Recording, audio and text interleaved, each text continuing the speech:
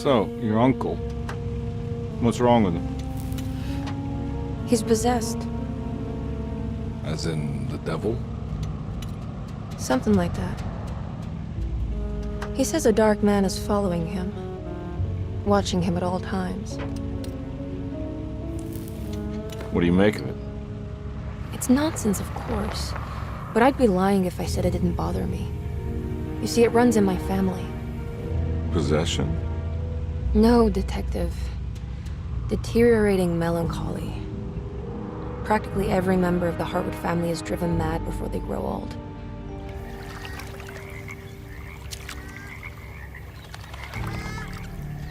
But Jeremy didn't kill himself.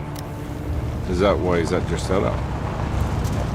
Despite being convinced that he is truly possessed, he decided to put his last chips on Dr. Gray and his psychoanalysis, figuring he might stumble upon some cure.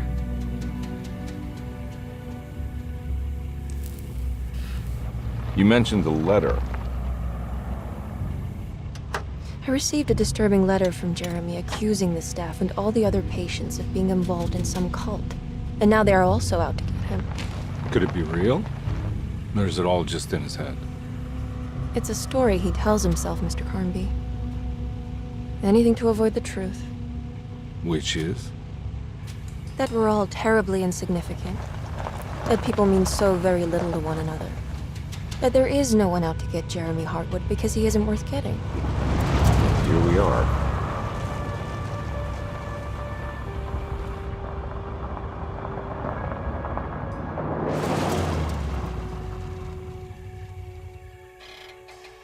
My uncle's not well, Mr. Carnby. I want to make sure he's all right.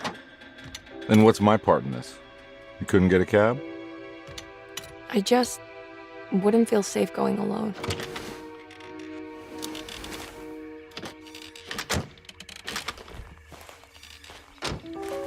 Did you bring a gun? Yeah. You think it'll actually come to that? No. But you might need to wave it around depending on how agreeable the staff will be.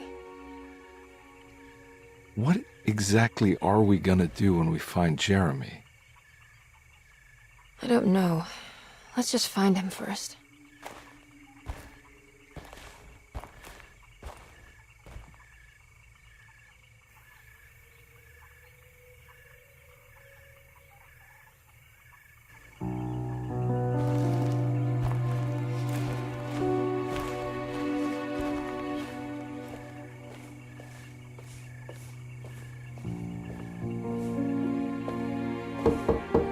Hello? Hello? Looks abandoned. It can't be. There has to be someone around. Wait here. I'll go around back.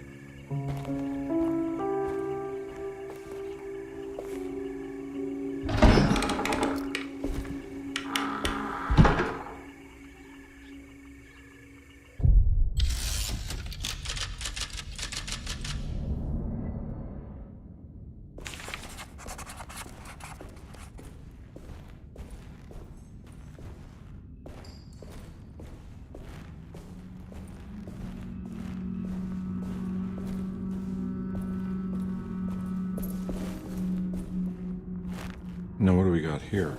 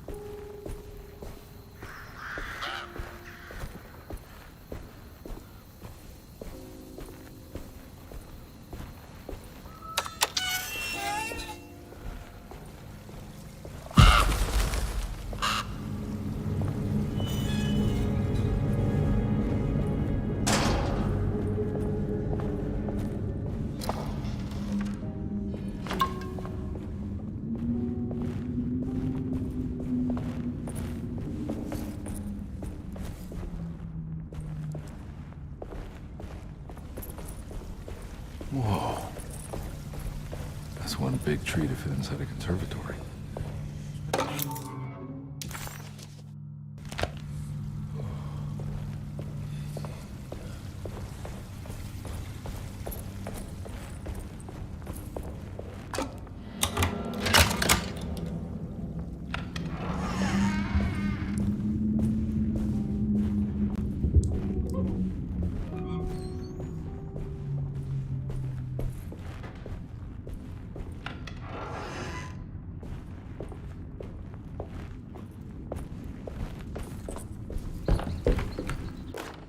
Every day your silence weighs a little heavier.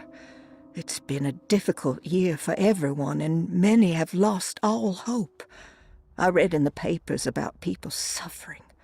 Pictures of dust-covered landscapes without a drop of water.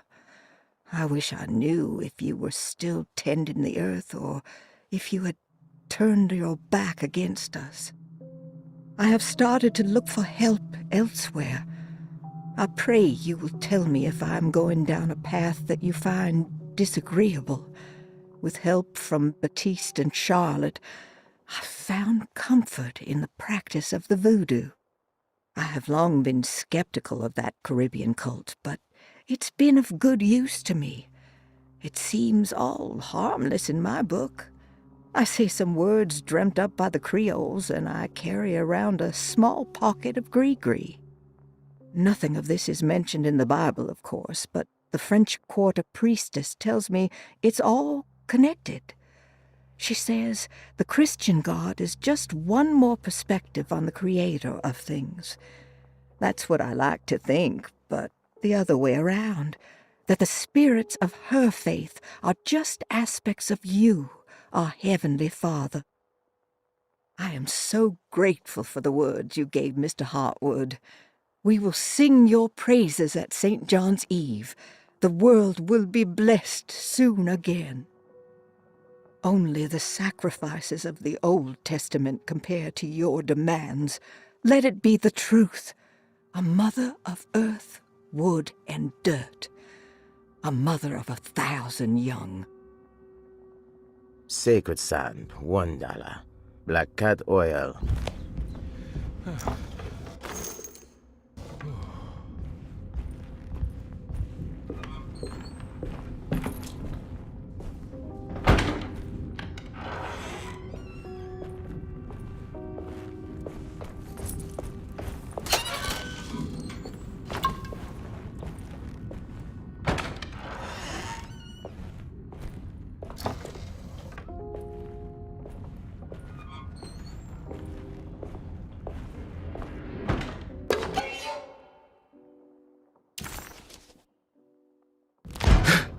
What was that?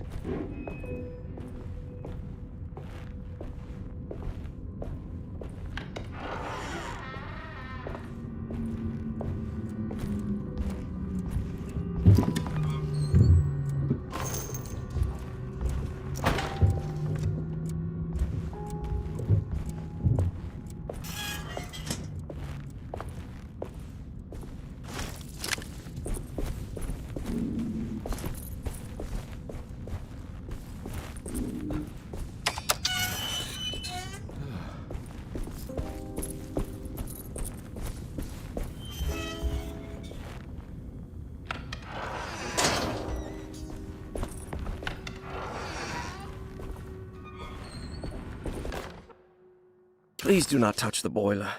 It is working after all. While the sabotage has caused a leak, only the decorative plate has been completely ruined. Let's wait for Mr. Chance to turn up and he can take a look at the leak. Mr. Waits.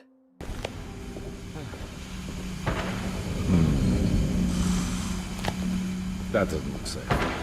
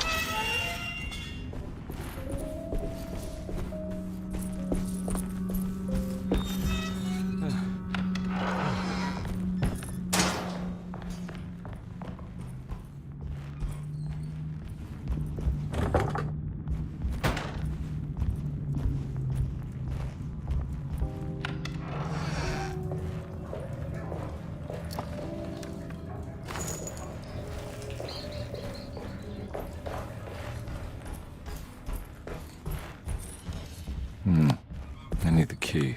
I need the key.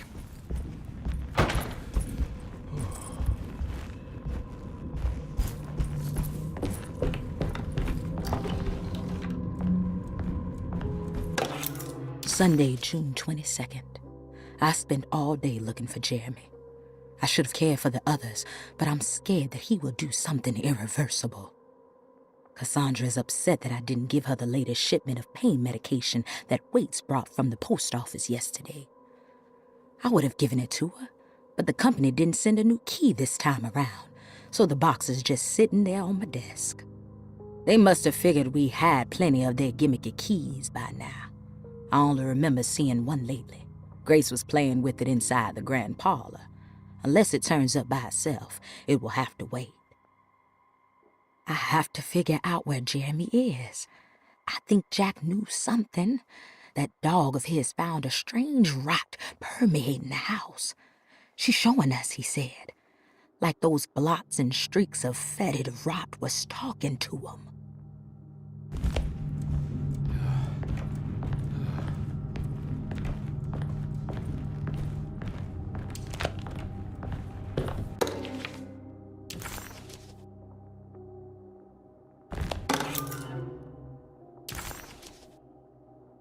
Nice.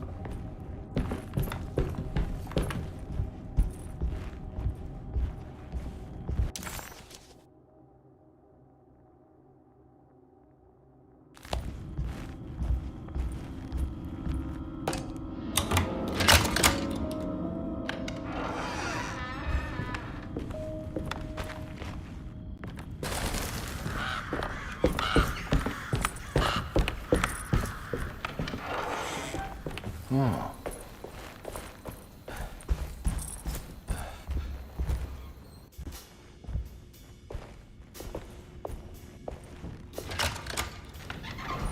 Thanks. What are you doing? Who are you? Whoa, pardon me, excuse me. My name is Edward Carnby, private investigator. I hope you don't mind we let ourselves inside. I do mind. This is private property. You can't just barge in here. I'm sorry about all this, but I'm looking for my uncle. It's urgent, and no one was answering the door. We can't hear you knocking anymore. None of us can. Who is your uncle, darling? Jeremy. Am I right? She has that Heartwood gloom, doesn't she? That's right. I'm Emily Hartwood. I just came to make sure my uncle is all right. Well, he is unavailable right now. You will have to come back another day. Unavailable how? Is he sleeping? We can wait. He's lost. Don't I know you from somewhere?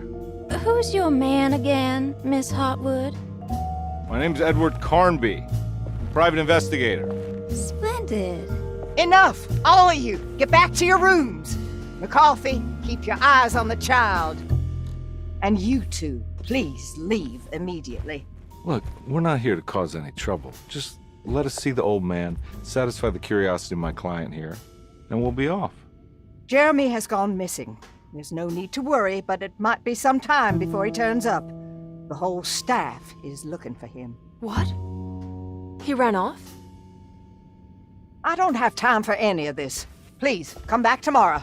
All right, in that case, we'll just wait in his room. You don't mind, do you? It's upstairs, right? Wait, you can't. Don't worry, we'll be discreet.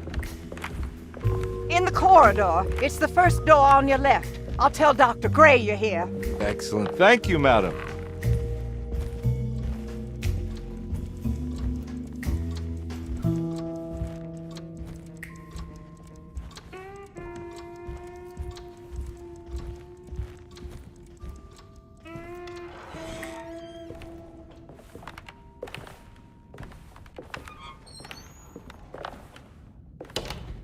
All right, here we are. Let's look around. See if we can dig up any clues.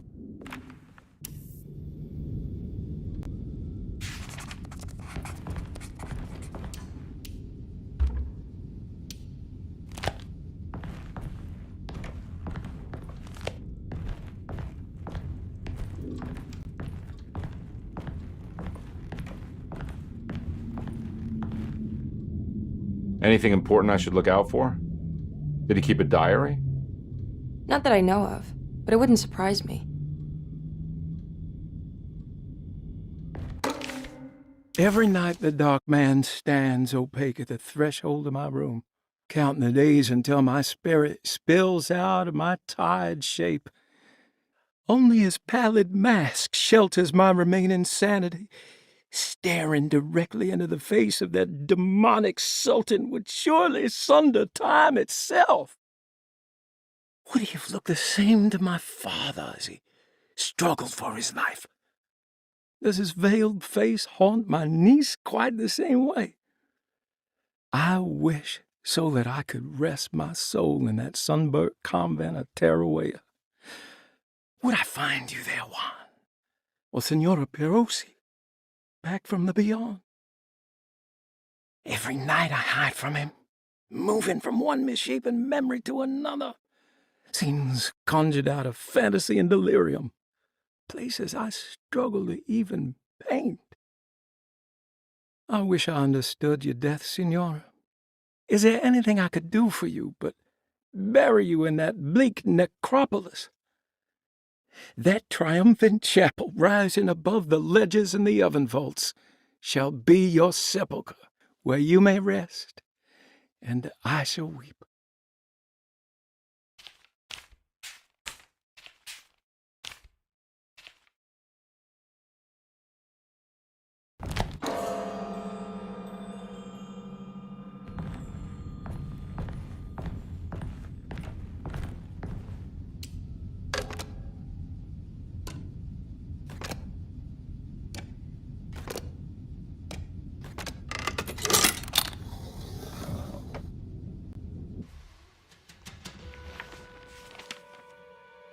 Hey, you know anything about this? Looks like some sort of talisman. No, I don't. Oh, help me out here, will you?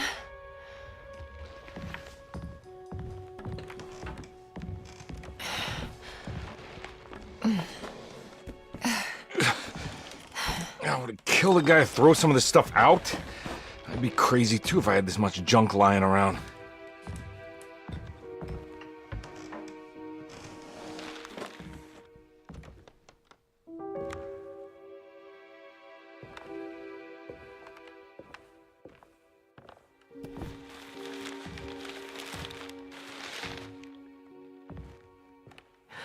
Oh, wow. That's striking. I want to save this one.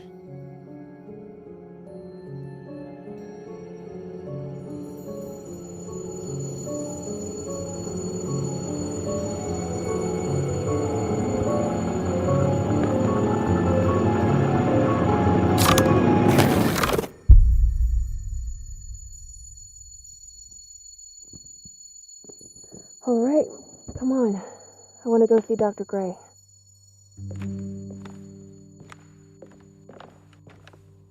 Come on, let's go. Yeah, I'm coming.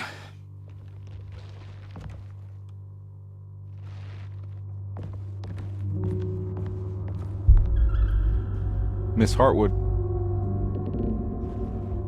Emily?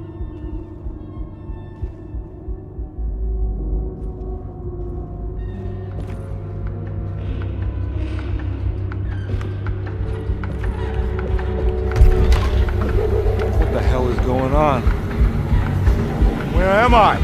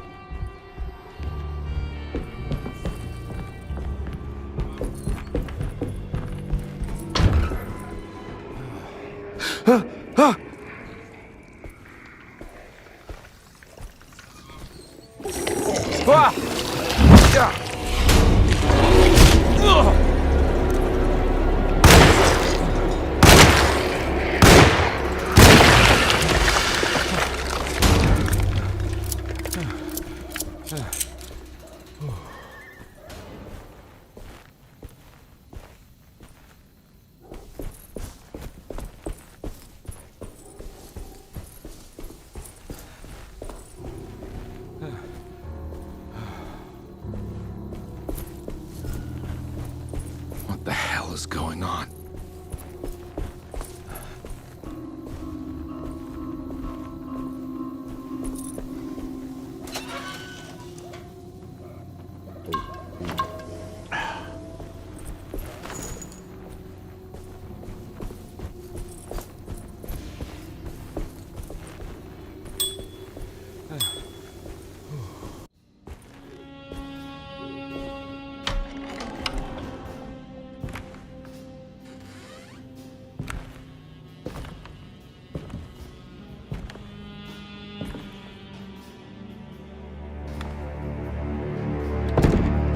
Don't let them get inside, compare.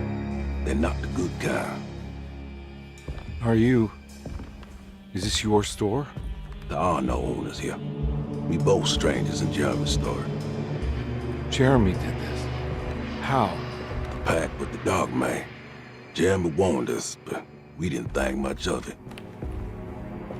I'm Detective Edward Carnby. I was hired by Jeremy's niece to find him. Oh, yeah? How much she paying you? $150. She's sure getting her money's worth tonight. Are you a thinking man, compare? No, not if I can help it. You know, I think Jeremy's hiding in a way we can't find him. He has this juju necklace that guides him. The talisman? That's right. It's some magic charm he got from Miss Jackson down the street. The voodoo priestess? You know surprising things, compare. Yeah, the Mama Loa. Here, take the key.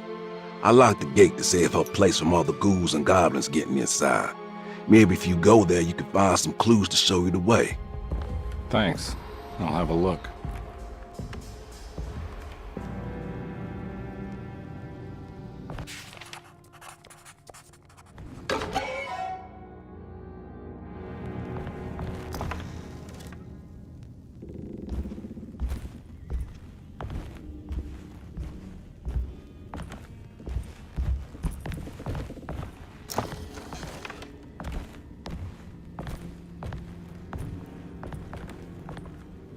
You want to come along? Nah, I'm gonna stay here for a while.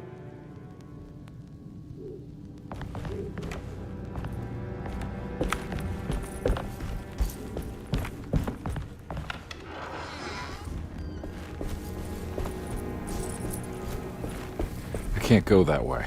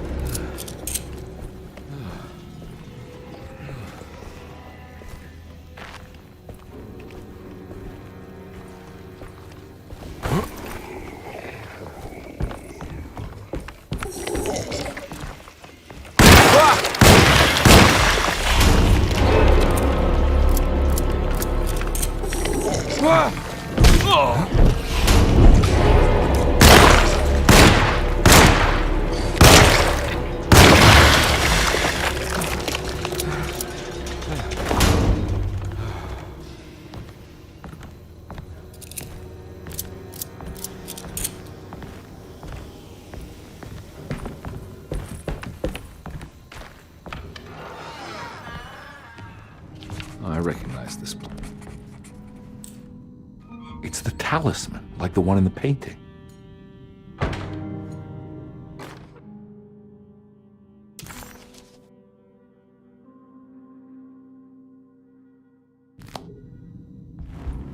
I think it's meant for the talisman.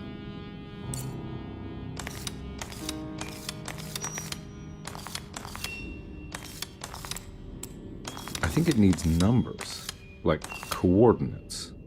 Maybe there's something in Jeremy's notes.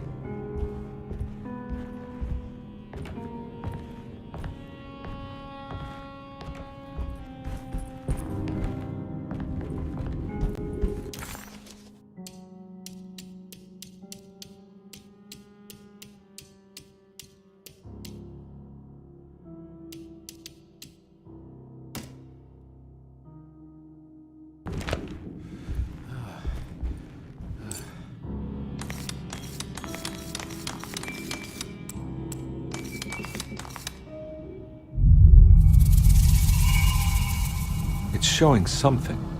A place? Where is that? Huh.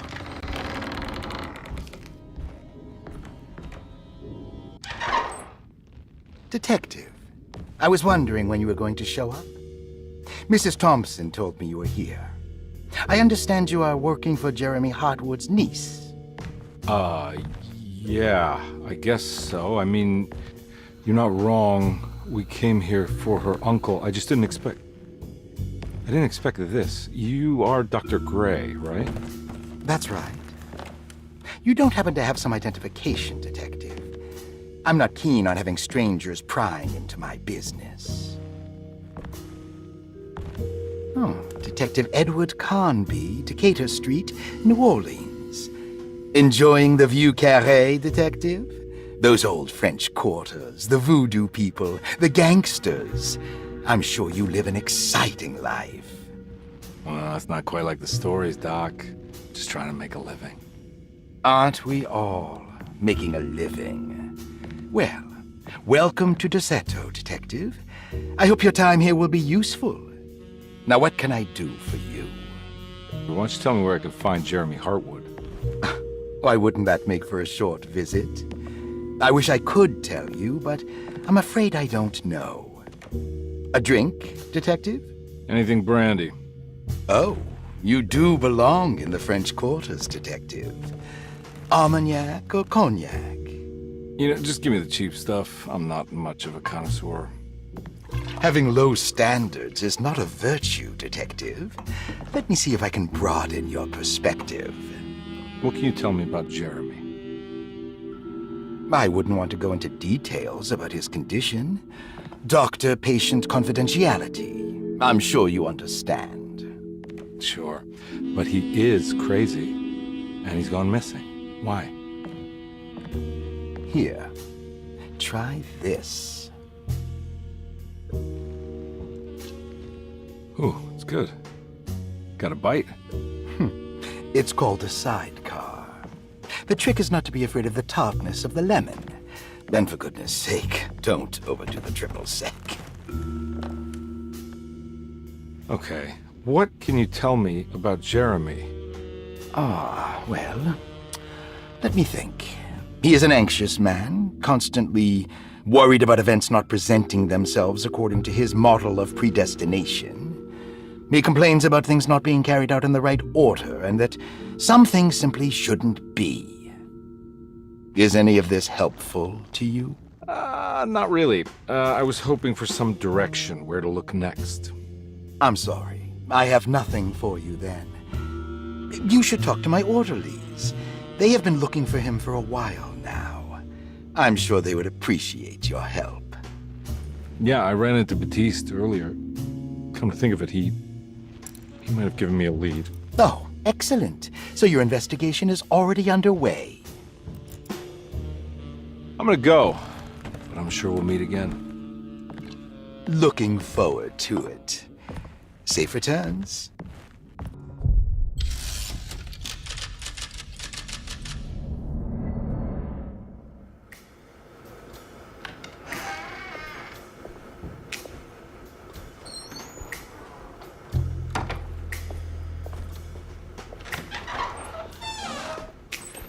Detective Carnby,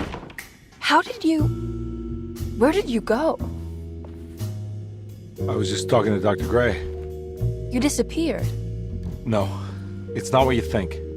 Have you found anything strange going on here? Yes.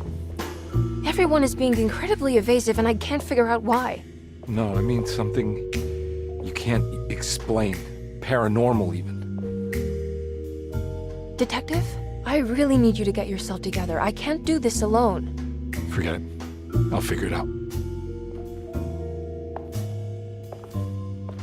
Do you want to come see Dr. Gray? No, I want to try something. With this talisman, I think I can follow Jeremy to the place he mentioned in the book. What was the name? Do you remember something Spanish? Tarawea. Yeah, that's where I need to go. Detective, are you gonna be all right? Yeah, of course. Go talk to Dr. Gray. We'll rendezvous later.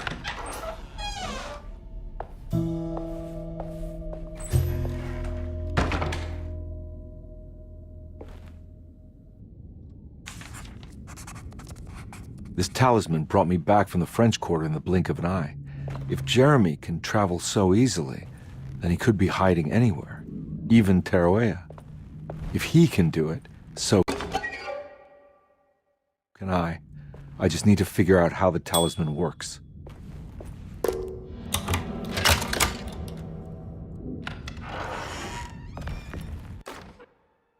Paul, you're right about the plates on the boiler and the clock.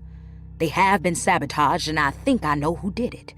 They have something to do with Jeremy's episodes and how he seems to disappear at night. Right now, it's important that you keep an eye out for any of the pieces. I want to find out if I can repair the plates. Let me know if you find any of them. Lottie. Tell Lottie to take a look at the well in the kitchen garden. Saw your notice in the boiler room.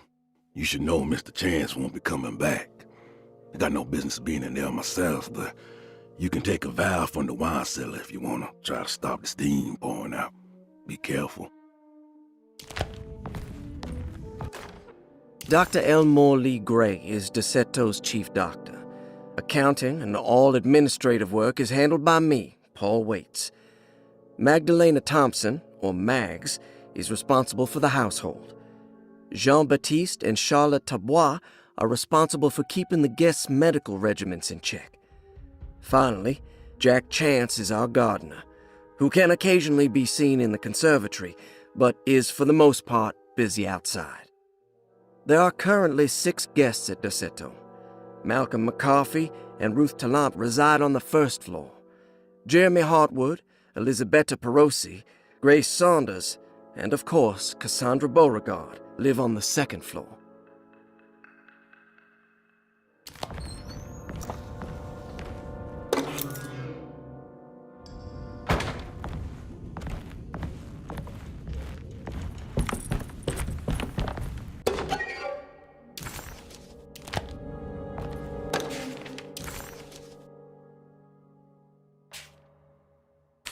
Looks like all the patients are accounted for. There's no way I can get into this thing. Better leave it alone. I need the key.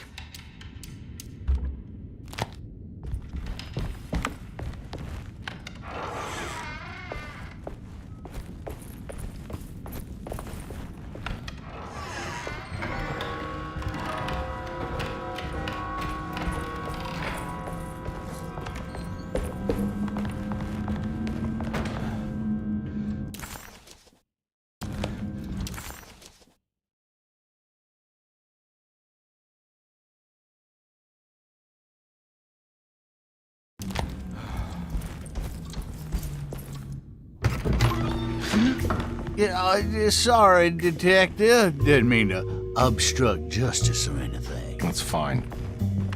You know, I'm kind of busy with my own case of a missing person. I was wondering if you've seen Grace, girl about yay high? I can't say that I have. Why are you asking? Well, I'm looking for her. Is she in trouble? No. She's just hiding somewhere. We can't have a rascal like that running around unchecked. time like this, you understand? Well, I haven't seen her. Well, let me know if you find her. I'll be around.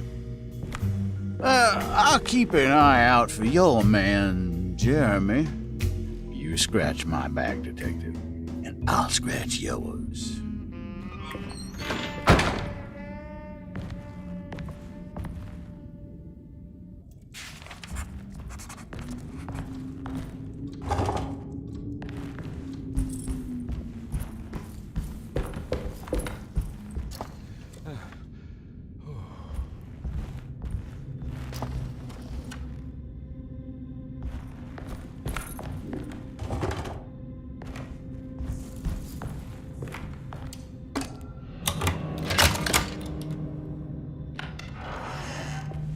Huh. How eccentric. I did it! I crossed the thresholds to my intended destination without a focusing device. My talisman now knows these roads, and I have no need for the plates. I can find my way to Lafayette as easy as I find my own room. I visited the grave of my father and seen the oven waiting for me. Thank you for opening these doors. I now must summon my courage and go back to that hateful mound outside the oil rig. I hope you'll be feeling better when I return. Jeremy.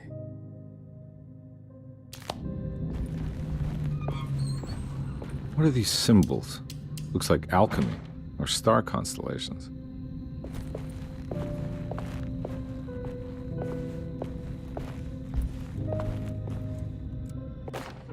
Will I need to remember how to get them out again? They are locked up for good reason. I am sure she is still able to whisper the answer in the ears of the wrong people. But not for long. I will see her burned soon enough. That black goat will be sacrificed to put an end to it all. Then it will all be over. No more Derceto, and sadly no Astarte. Those good pirates of Pontchartrain. May you still sail the lake, until you find the shores of Hali.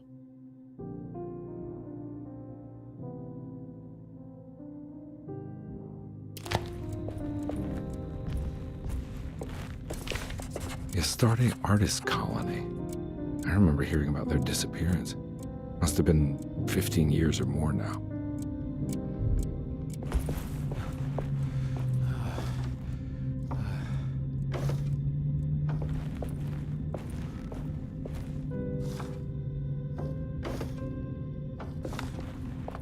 These paintings got some grim-looking rot on them.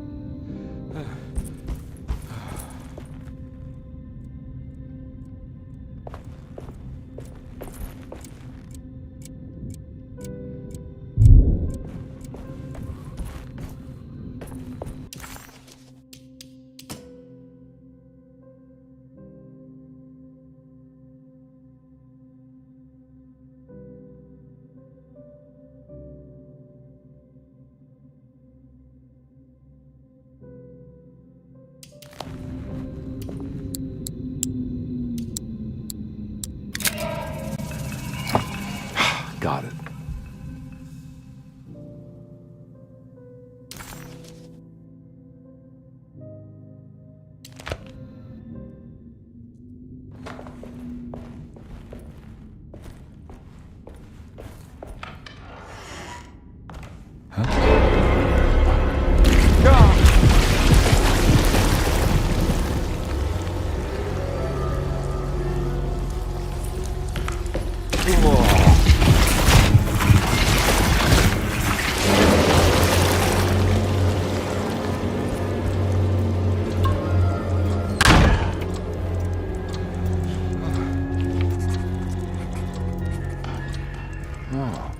What happened?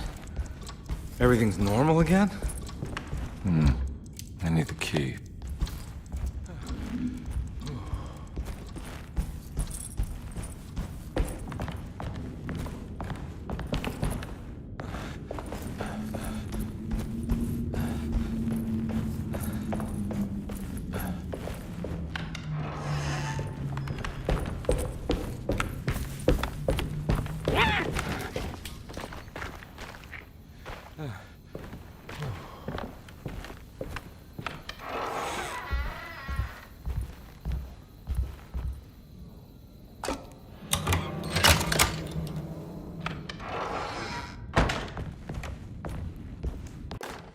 Lost Plantations of Louisiana, Thierry Briclot, 1917.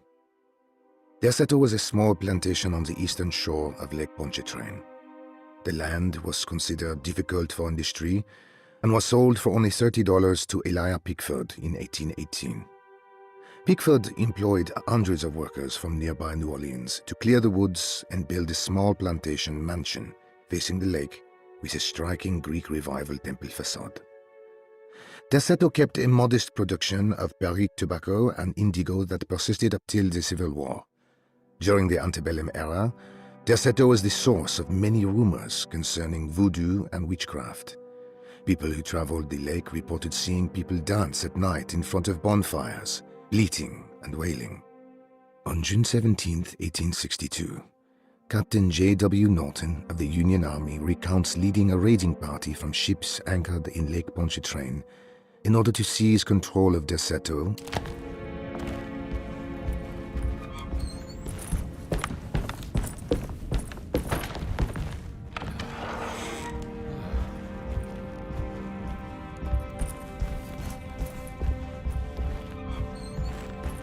wedged shut.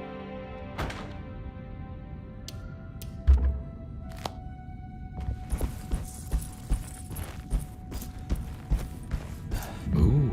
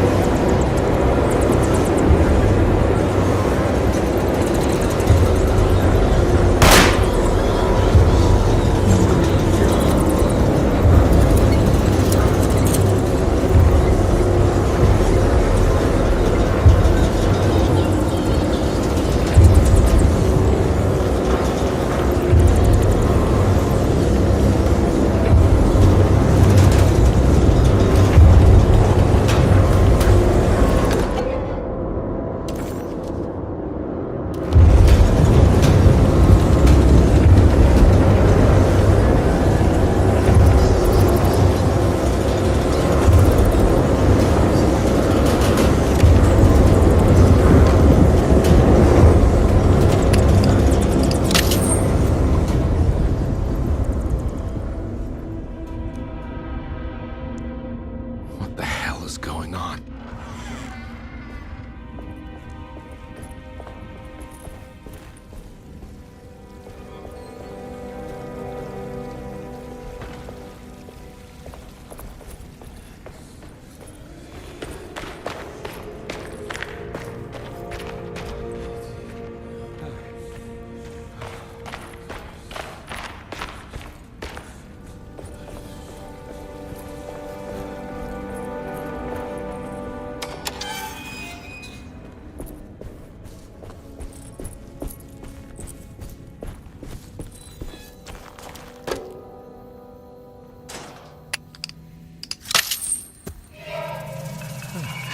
Got it. Nice.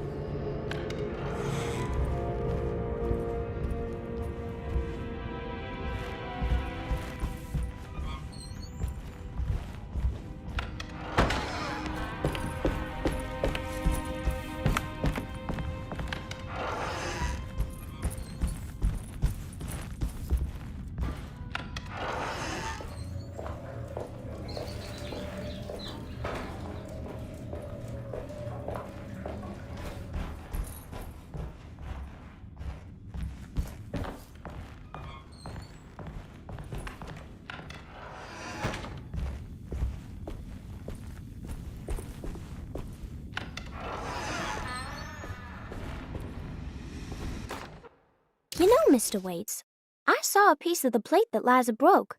I think she's been hiding them. She's not very good at it. She just chucked it into the little room with all the tools behind the boiler. I left it there. I didn't want to embarrass her by picking it up while she was looking. We went upstairs instead and played backgammon. I let her win, because she's so unhappy. The piece looked like the one on display in Cassandra's room. You know about that one already, right? Or is your eyesight really that fuzzy?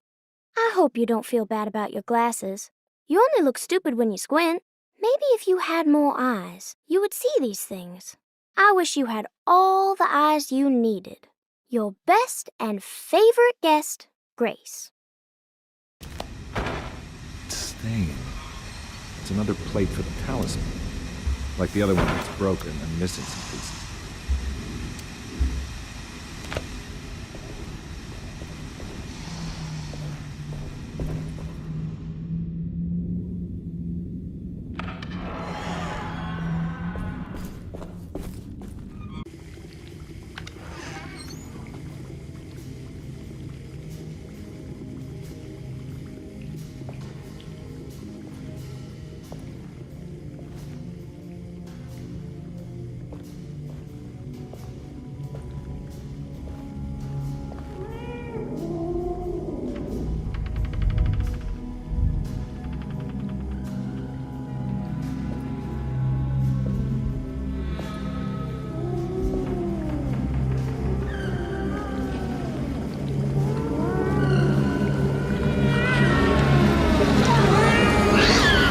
What are you doing in my kitchen?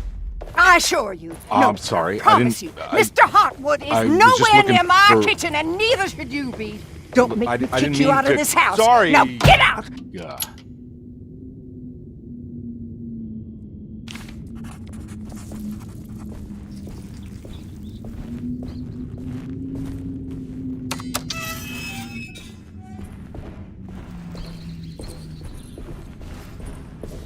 I need the key.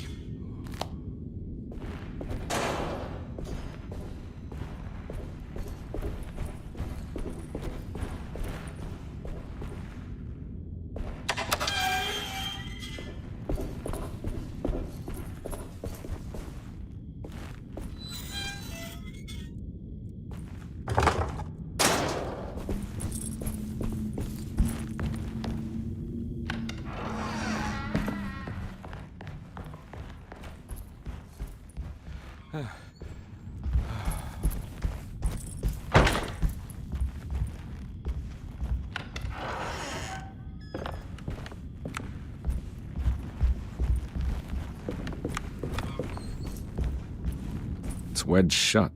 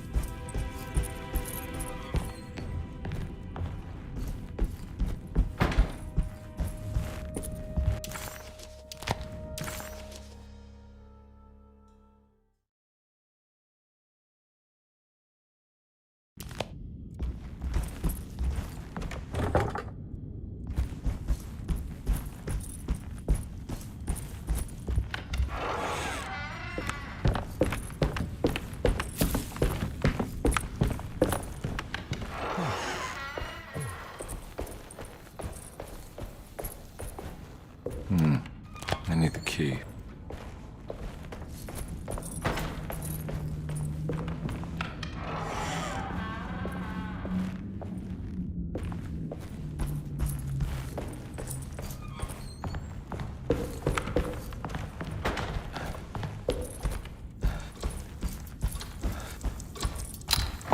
This must be the clock that Jeremy wrote about in the Commonplace book.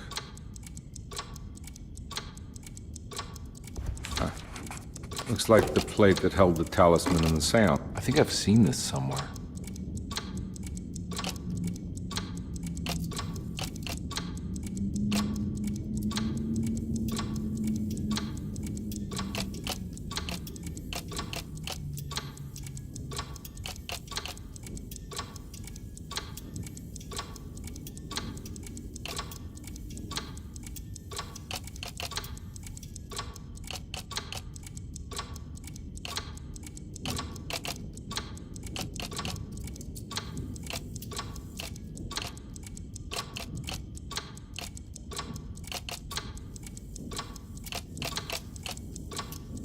was something in the commonplace book about this.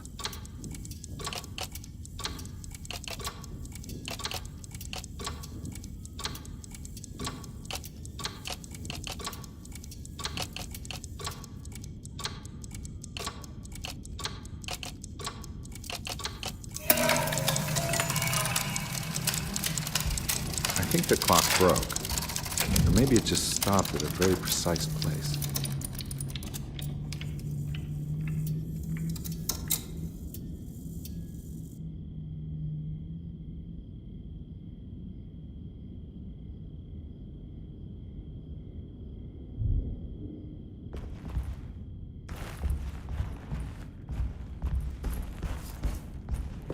I need the key.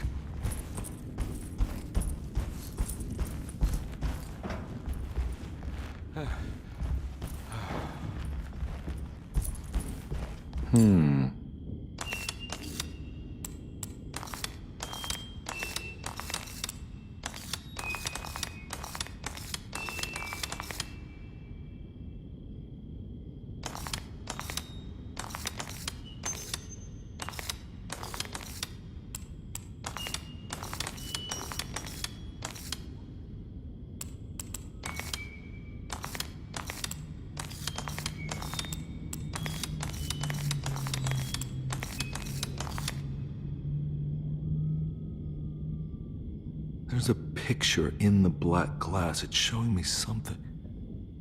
It's the hallway outside Jeremy's room.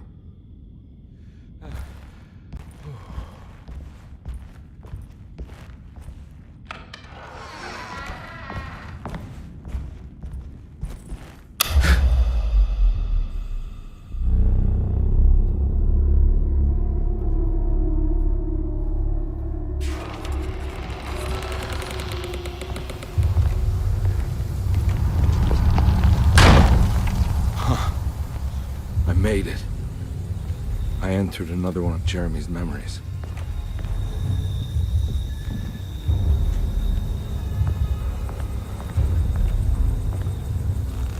Ugh.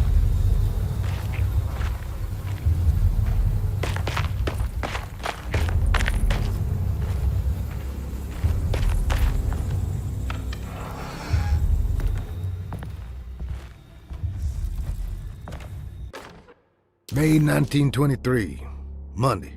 All okay, ready for delivery. Maintenance. Oil pump must be serviced. Any tampering causes large spills unless properly forestalled. Tuesday. Shipment delayed but delivered. Maintenance. Service bridge close to broken. Wednesday. Prospectors reluctantly agreed to show the burial mound to Mr. Hotwood, a painter, who read about our finds in the papers. He means to return tomorrow and try to find a way inside. Thursday. Mr. Hotwood's efforts delayed. The workers seemed nervous about his presence. Hotwood promised not to return to the compound. Instead, he has taken up an offer by L'Officier, the riverboat captain, who means to pilot him to the site tomorrow morning. Hopefully, that's the end. Work can resume. Maintenance. Bridge from the oil tower to the bayou has collapsed. Sabotage suspected. This is the devil that guides us now. Huh.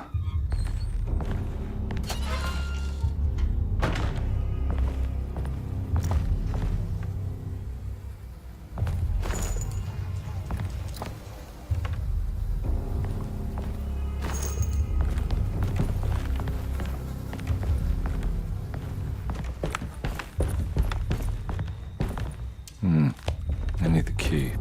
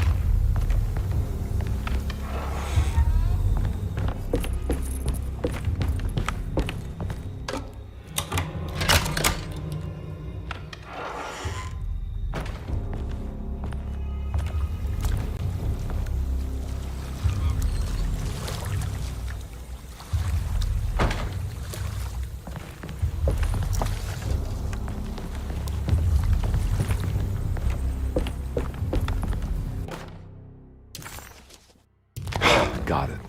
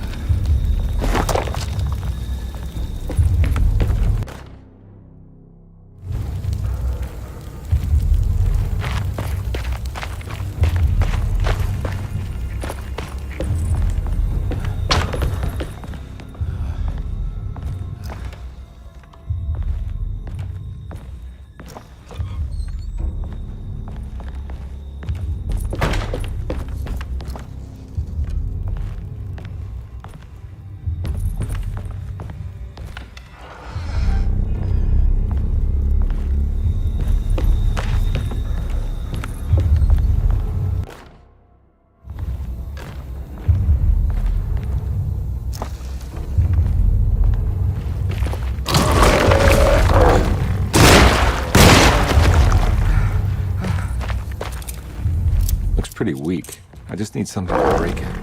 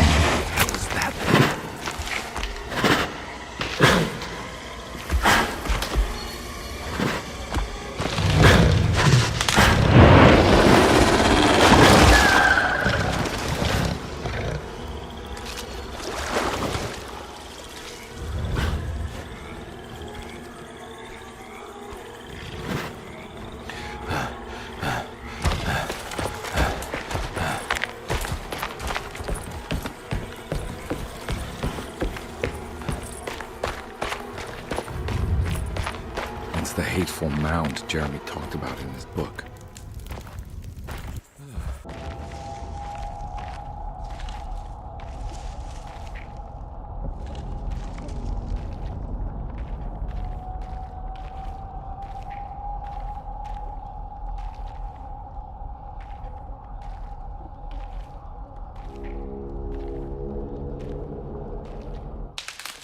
Don't come any closer. I'm armed. Get that thing out of my face. Who are you? What are you doing here? I'm just a detective trying to find something called Tarawea. You're after Jeremy too? Why? I'm working for his niece.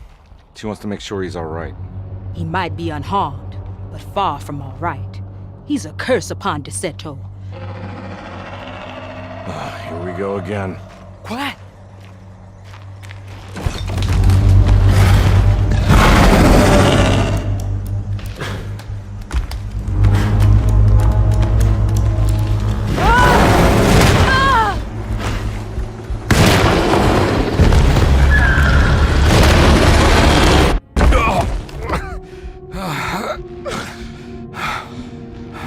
Oh, Christ in heaven.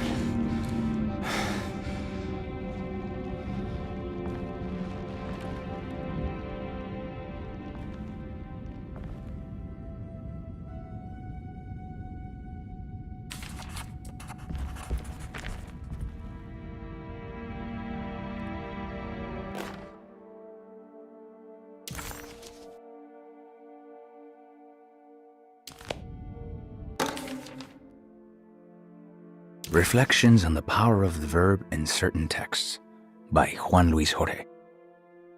To act is in itself divine. Even the slightest movement of our hand is evidence of our soul in motion.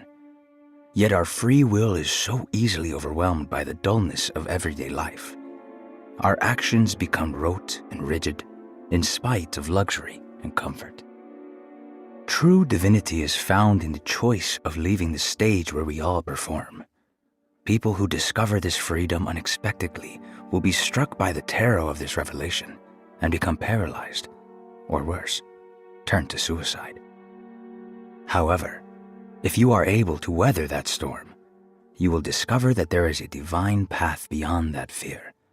There is a chance to dismount your destiny and make something new. Something that hasn't been planned for or predestined. There is difficulty in explaining this type of acting as it transcends our everyday choices. This isn't some banal decision choosing one career over the other, or even who I should marry.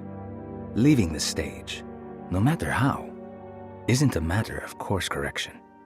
It's a rejection of the story that the Creator is telling.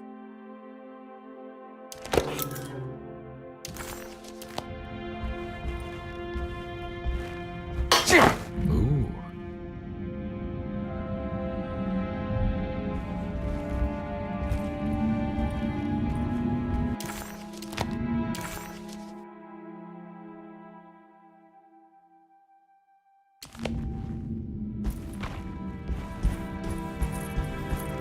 It's wedged shut.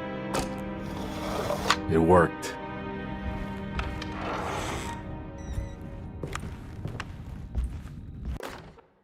The Barlow lens. Instructions. To double the magnification of your telescope, simply fit this Barlow lens to your instrument.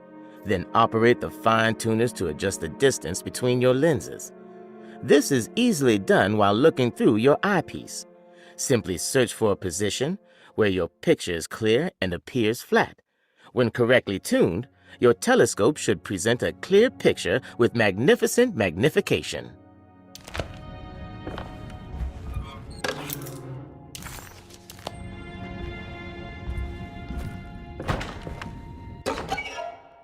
What's this?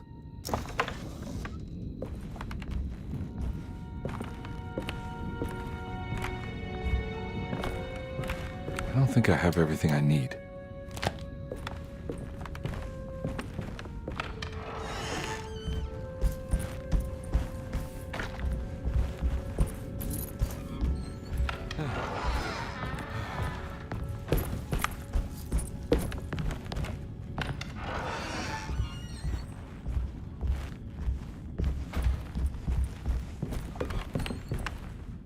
It's wedged shut.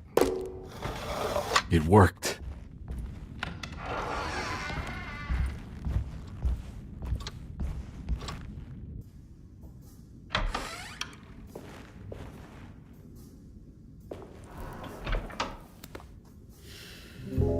Detective Conby, how good of you to come. Let me pour you a drink. What happened here? This place looks like it was hit by a bomb. Welcome to the madhouse, Detective. Thanks. Did the ceiling just collapse? I heard it was something in the attic, something that was supposed to happen but didn't. How that could have such consequences is beyond me. The truth is, I don't know why the room looks like this. But I bet your friend Jeremy does. Do you know where I could find him? Oh, somewhere in his past, I suppose. He keeps going on about that mysterious dark man. I think he is hiding from him. Or maybe he's with him. I can't really keep up. I don't worry much. Take a look around this room. You may think it looks spectacularly devastated, but I just think it's finally found its stride. It fits perfectly with the state of this place and its loonies. The same goes for the nonsense with Jeremy. In my eyes, we finally managed to match the wild ride inside all of us. Well, I'm happy you find the evening so harmonious. I hope you don't mind me setting things right. Jeremy's business, that is. This room looks beyond my capabilities. Good luck, Detective. Hope to see you again soon. Yeah. Evening, miss.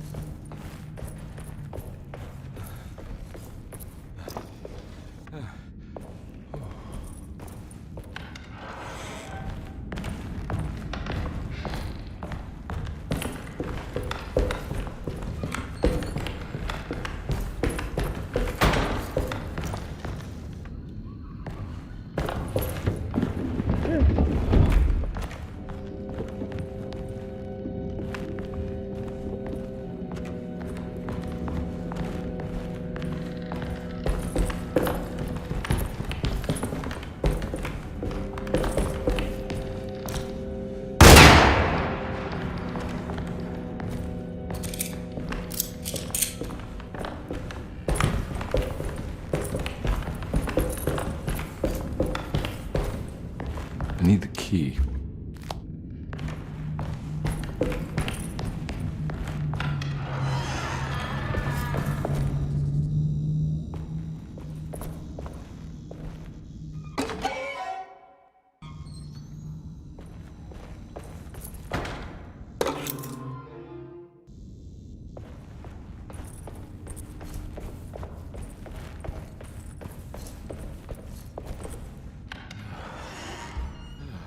Ugh. There's more of that aggressive. On the commonplace of evil, there lies virtue and stark irreverence. careless thoughts of luminous indifference.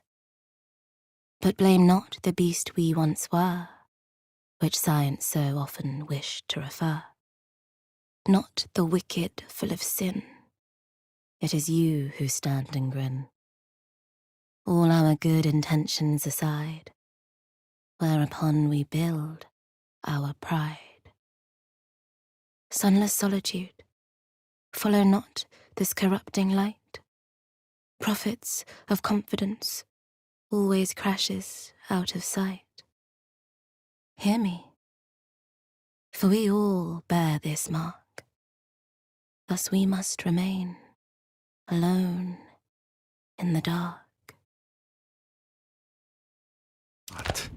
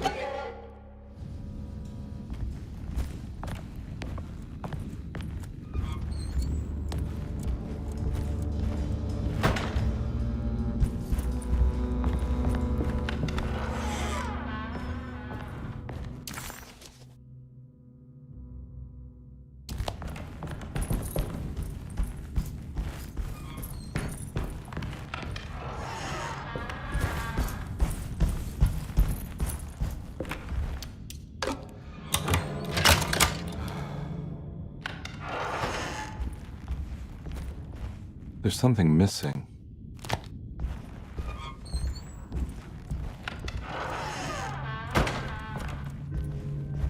This must be that kid's room. Don't you worry, Grace. Go play your game, bleat and bellow with the others. I won't be jealous. There will be more masquerades. However, I would love it if you would finish my mask for the feast. With love, Ruth. Why does she seem so familiar?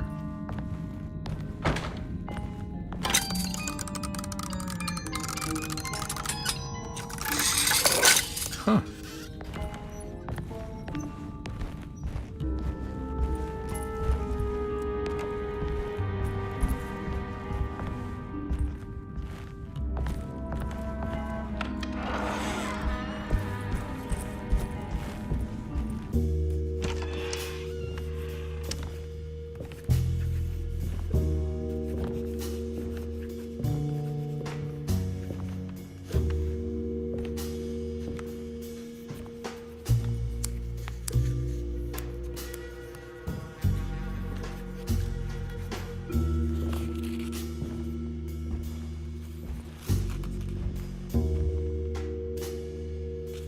What you got there?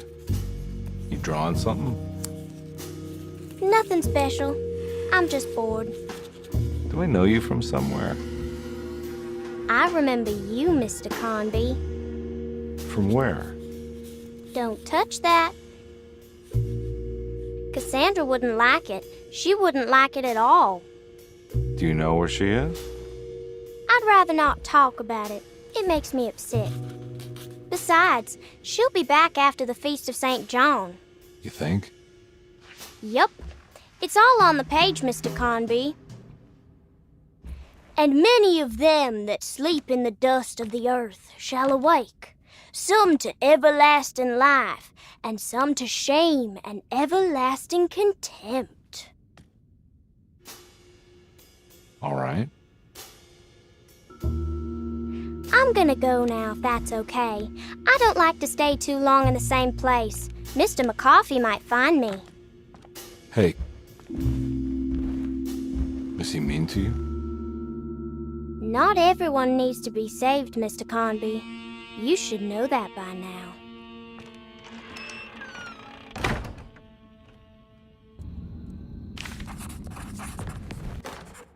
Miss Beauregard, I picked up your medicine at the post office today. As you understand, it needs to be administered by the orderlies for your safety. I've put the box in Lottie's room for now, and I'm sure she will find you as soon as possible. Miss...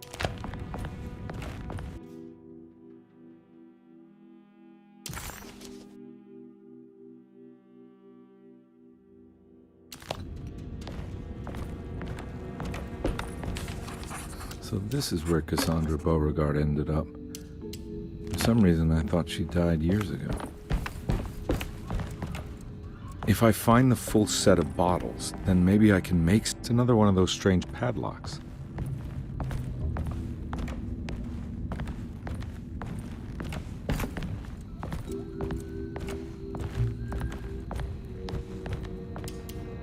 I don't think I have everything I need.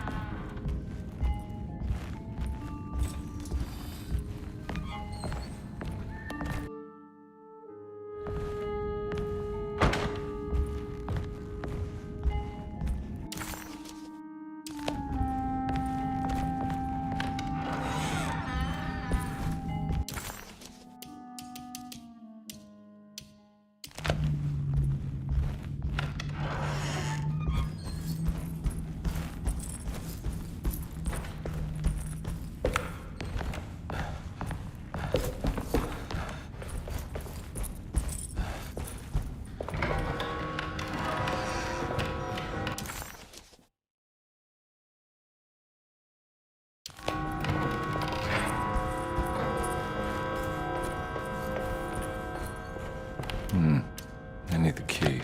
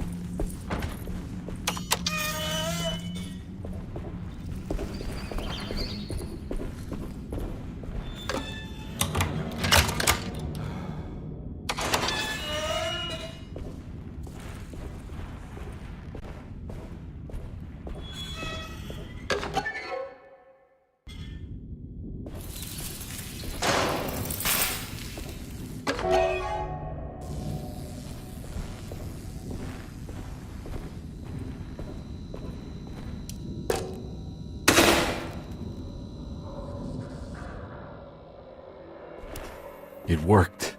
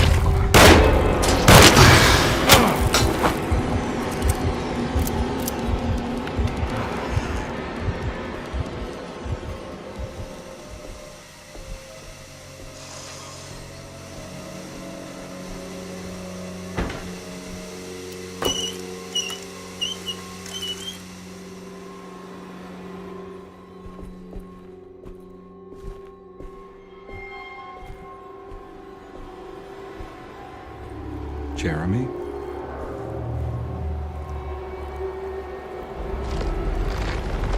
What the hell is going on?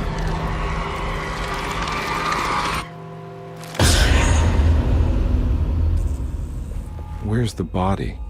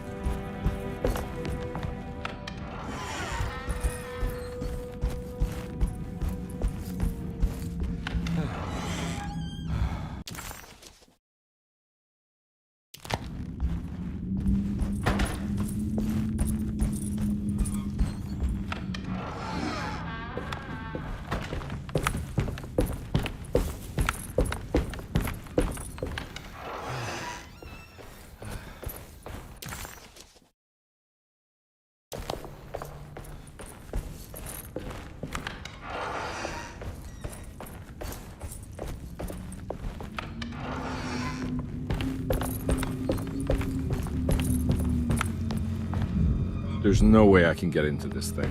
Better leave it alone. I need the key.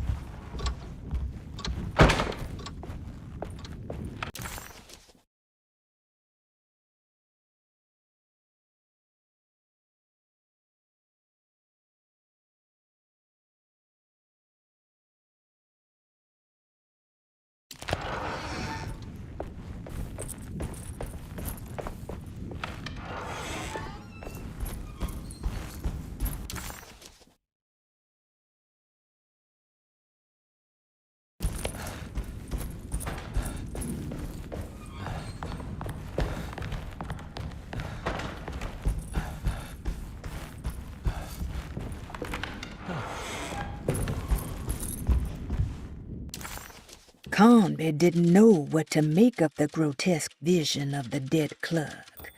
Was he dead, or was it all fiction?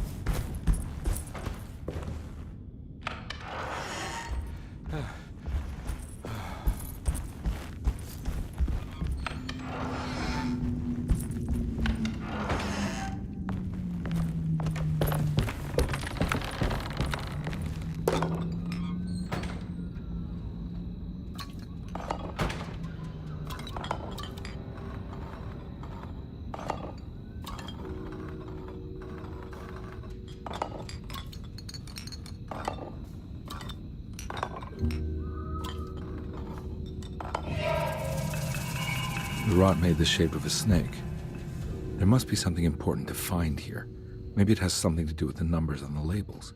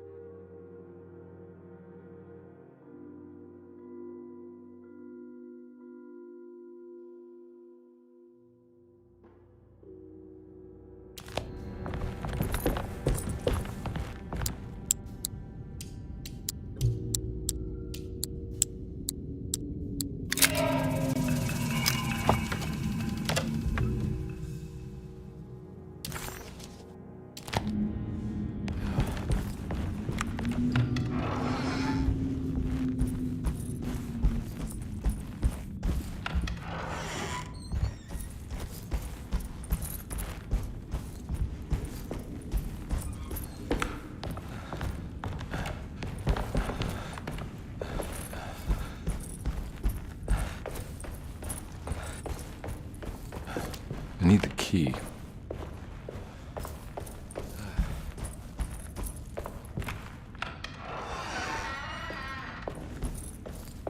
I'm not gonna walk out of this now. I need to help Emily save her uncle.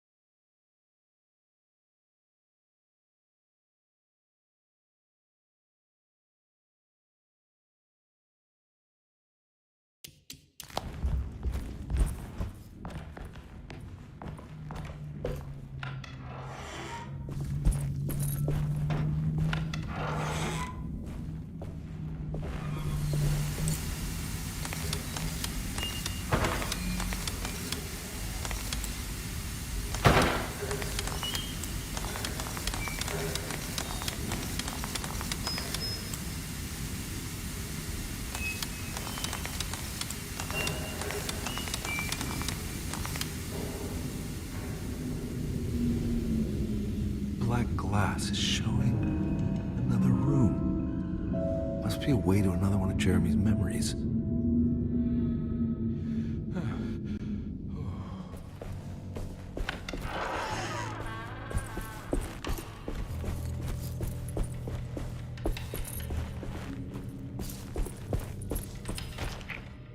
I knew it. I knew it would work. You're getting good at this, Carnby. Maybe a little too good at this.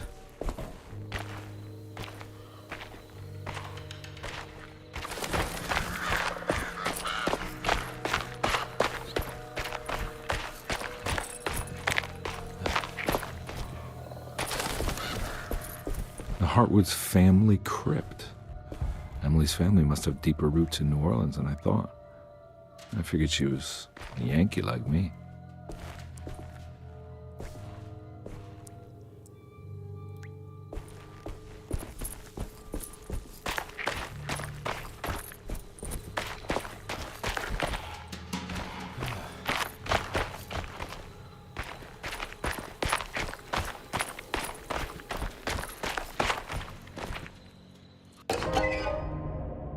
What's this? Now, what do we got here? Got it.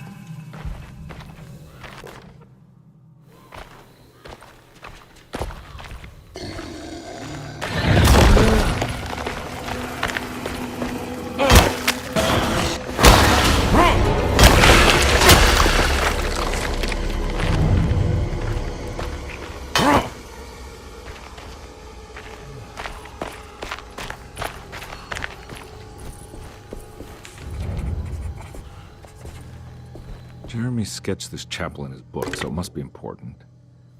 Looks like I'll need more medallions to open it, though.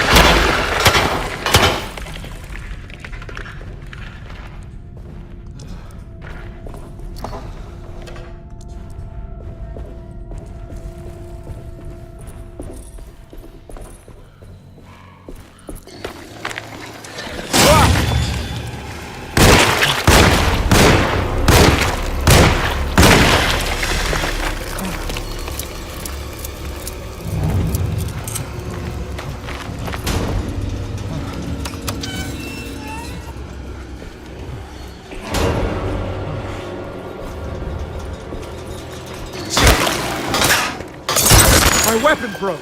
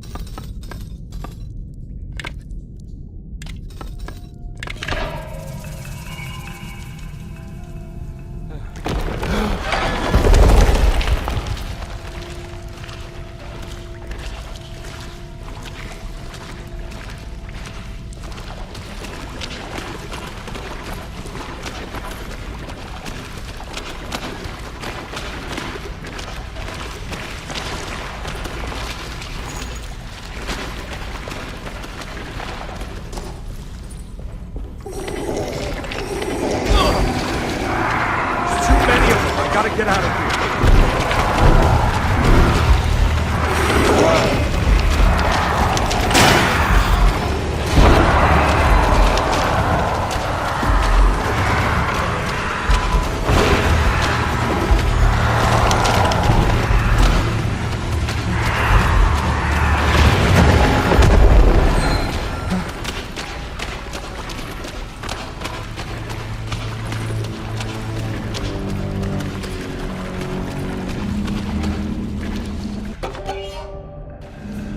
Got here.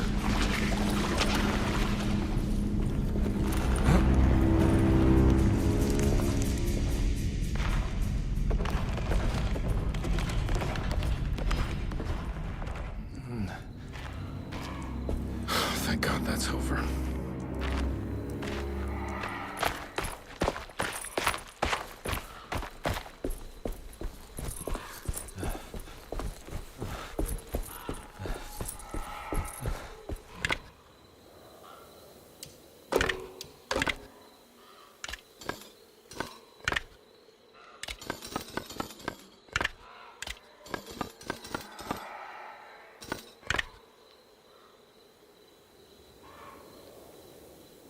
That can't be right.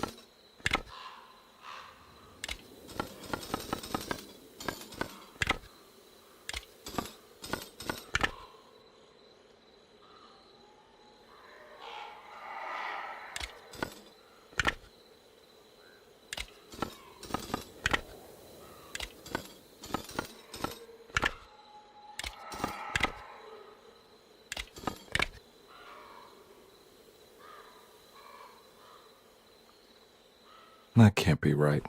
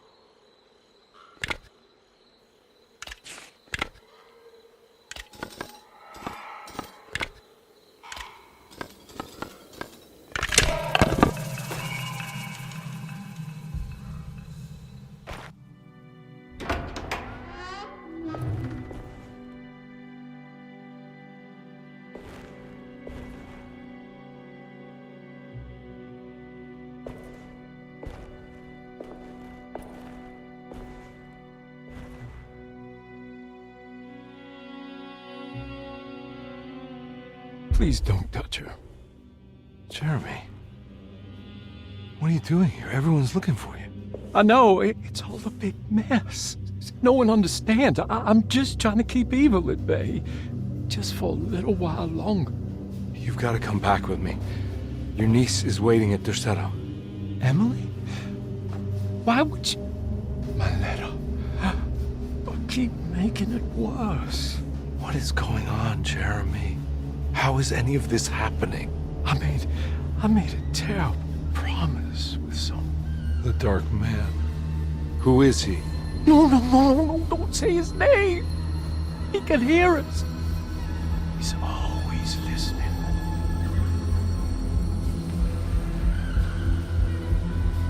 Jeremy, I need to understand what is going on. I promised him everything. When the sun rises, I will be chained in his sunken desert temple for an eternity. But at least the evil about to awaken in Derceto won't harm anyone outside of that cursed place. You're acting crazy, Jeremy. I want to help. There's nothing you can do.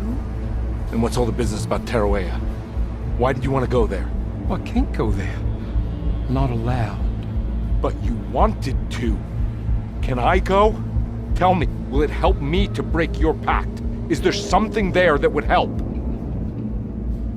Why would you give me hope? That's so cruel.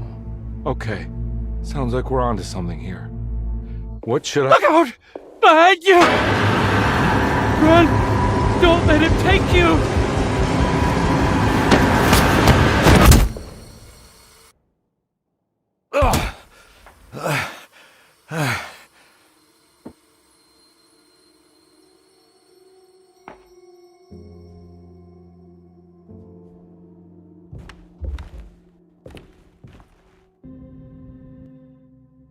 I've seen so many strange occurrences lately. Memories explode into existence and then burn out like tired glass bulb filaments. Dreamscapes crash down from the stars and sink into the sea. Doors that lead to nowhere and absolutely everywhere at once. With all this reverie, I want to think there's a chance that you found a way to remain alive in some way I cannot fathom. Just like I've learned to navigate with my talisman. Maybe you, with all your knowledge, you somehow knew a way to find me again, perhaps in Tarawea. All my love, Jeremy.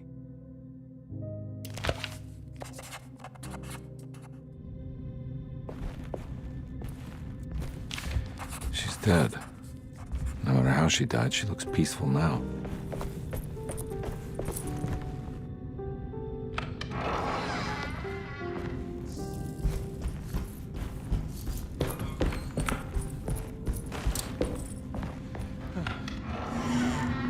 Looks like everything's back to normal here.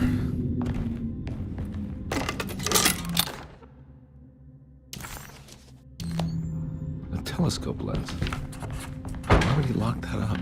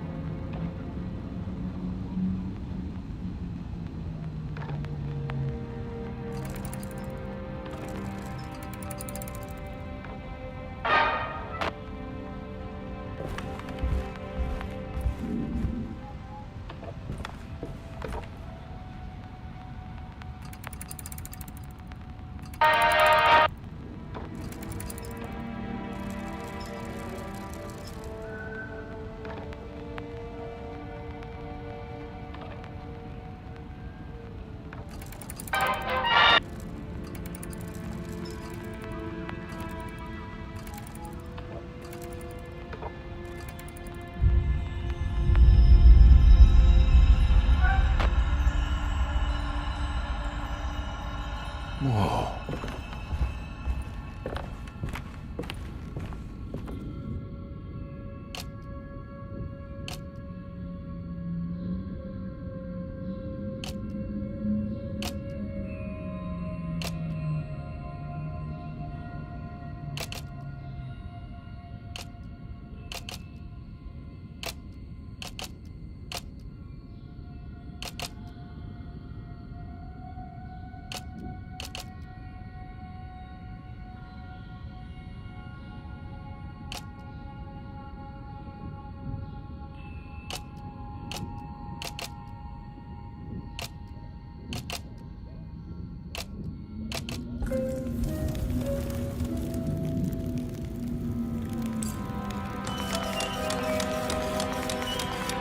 Whoa, what's going on?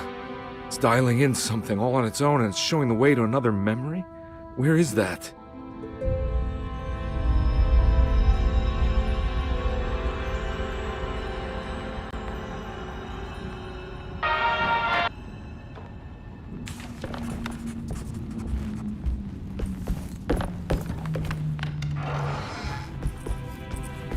Another world seeping into Deseto. Was this a taste of that mysterious Terrawea?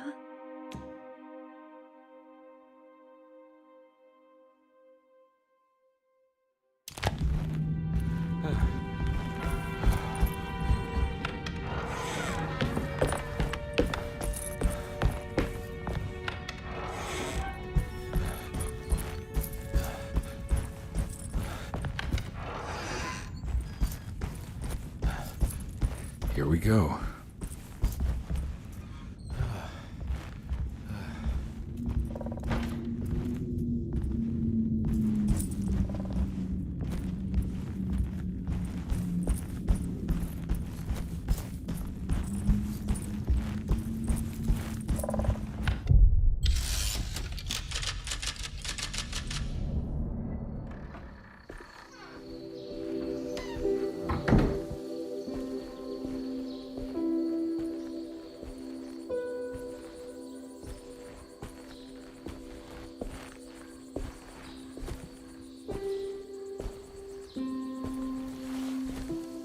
I'm glad to see you made it. I had my doubts, but the hope you instilled has yet abandoned me. I guess this must be Terrawea. Who are you? My name is Juan Luis Jorge, and this is indeed the convent of Terrawea. You'll have to excuse me, but Yermi never got your name. The name's Edward Carnby. I'm a private investigator. You're not a patient, are you? No. I'm the author of a book that Yermi once found important. How does that work? Are you part of this memory as well? Is this even a memory? I think calling me a manifestation of Yermi's subconscious would be more correct. And so is the convent of Terrawea. I'm a man Yermi has never met, and we are in a place that he has never been. Okay. So are you here to guide me or something? I have no more purpose than you do. I simply am. I will happily help you, of course, if I'm able. If you are already somehow part of Jeremy, why did he want to come here? Isn't he sort of here already? Yermi wanted to come here because it's a representation of his mind at peace. When Dr. Gray asks him to find his focus during his sessions, this far-flung convent is what Yermi imagines. He is under the impression that if he could physically come here, he would reach a perfect equanimity, a spiritual apotheosis. You don't think it would work? Yermi subconsciously knows it's just wishful thinking. He can't come here. Despite the pathways opened by the dark man between their Seto and Yermi's psyche, it's simply not possible. But I'm here. Indeed. It's a shame it's just another place for you, Detective. Otherwise, you could have become a Buddha. Always a bridesmaid, never a blushing bride. Am I right? Yes, I suppose so. You'll have to chase enlightenment elsewhere. So what's the next best thing? What can I do here? You should seek out the convent library and try to find the truth about Yermi's relationship with the Dark Man. It's the sort of knowledge he represses and is unable to reflect on. Will it tell me how to break the pact? Perhaps. At least you'll have something to confront Jeremy with. Wait, why can't you just tell me? I don't know such things. You'd be better off consulting the texts of Dr. Freud, if you want such answers. No thanks, I hate shrinks. There is another thing you should know about the library. He is here as well. The Dark Man has been working his way through the text for a long, long time. He's here? How am I supposed to get past him? Be careful, Detective. Oh, jeez, just perfect.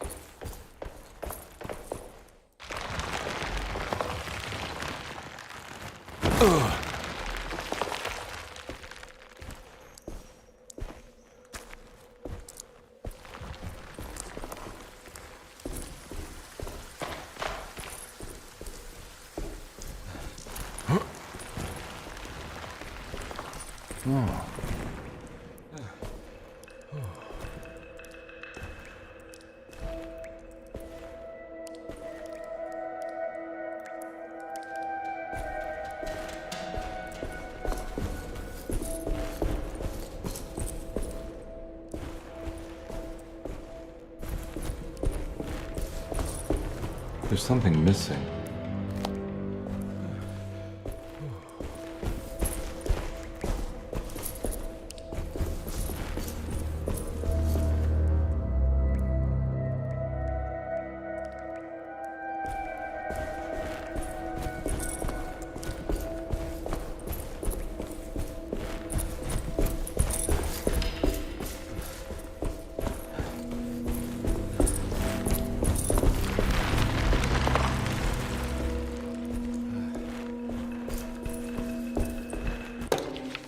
The great library was endless, beautiful, and terrible. An Akashic record for the universe inside the mind of Jeremy Hartwood, now corrupted by a story forced upon him, told by a maniacal liar, an evil conjured by science and secrecy. I will suspend a room and lock away the foundation of his character. Its key will be left to the librarian, the only thing invisible to the prowler.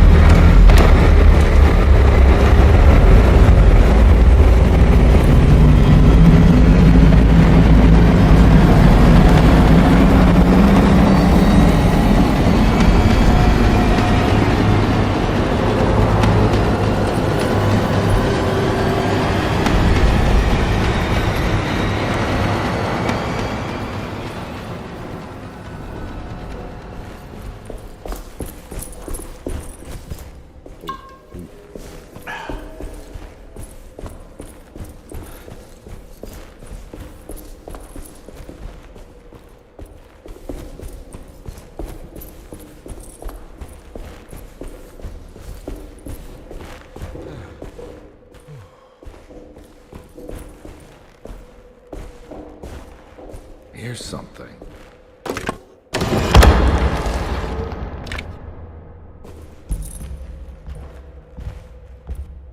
It was in the hot autumn that I went through the night with the restless crowds. He was a kind of itinerant showman who held forth in public halls and aroused widespread fear. The New Orleans address of the event is lost, but I remember distinctly the Prext Shipping Company pressing their contribution. Hey.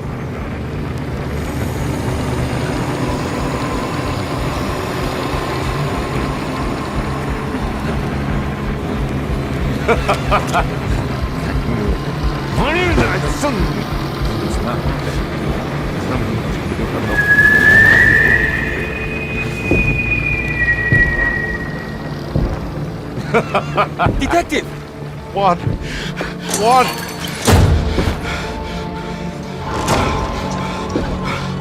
I hope you found what you were looking for. I fear there is no going back.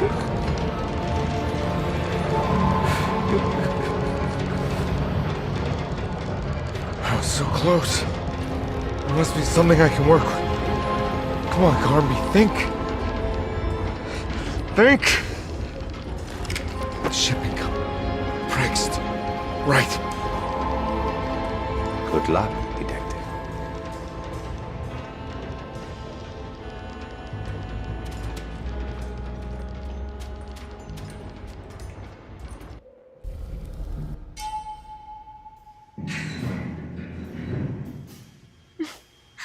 Well, thank God you're here, Detective.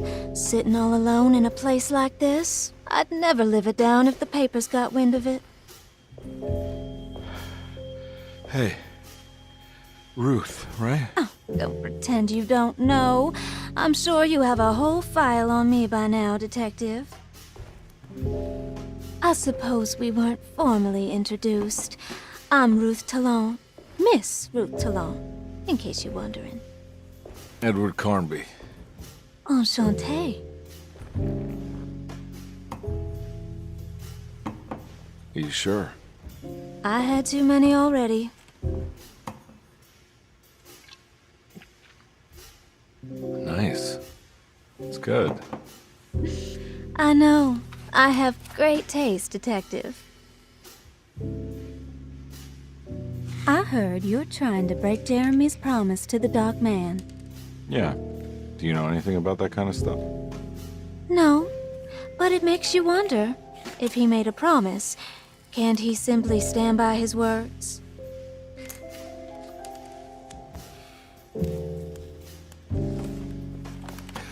Look, I'm just trying to get Jeremy out of a bad deal, so he'll come back with us to New Orleans.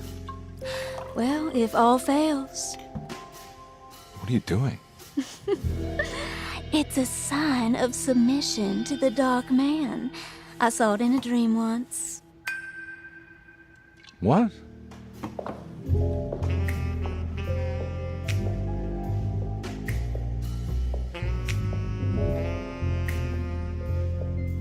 You don't know the Prext Shipping Company by any chance? I do. They made big money during the war. Their waterfront office is just over there. How did you do that? Do what, Detective? Bonne chance. Hey, have you seen Emily Hartwood anywhere? Are you trying to make me jealous, Detective? No, I haven't seen your doll anywhere.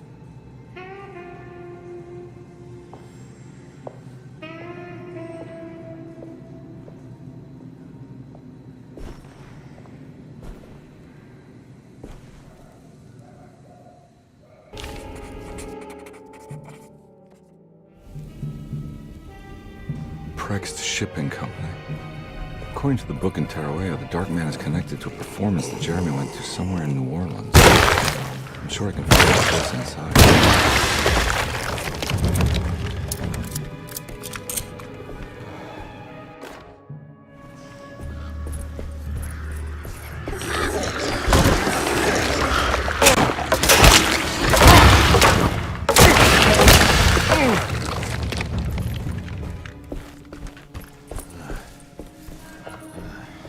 There must be another way inside.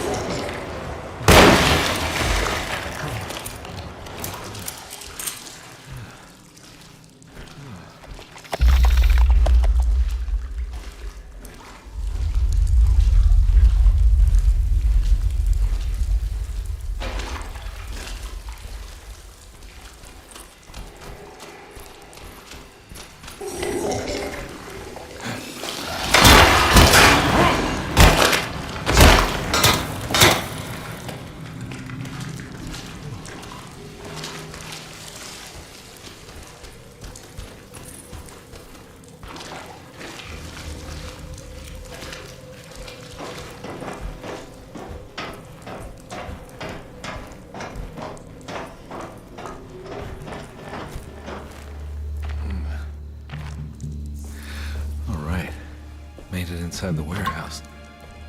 The office must be upstairs.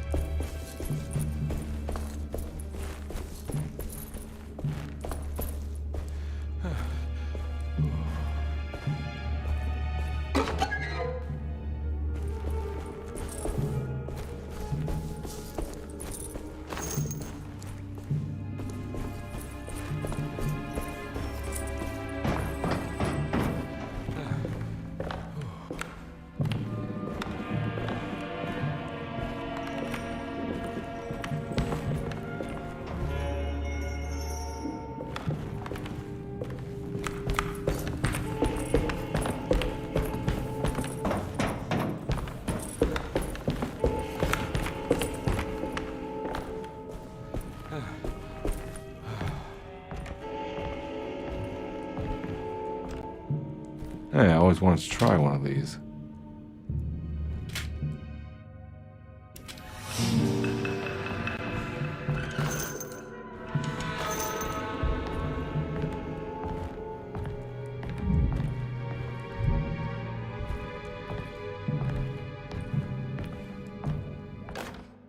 Our ship was raided while in dock.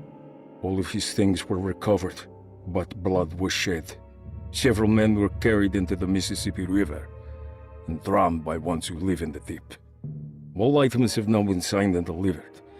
Now best keep the papers safe. What is left? Later is right, and hell is back again.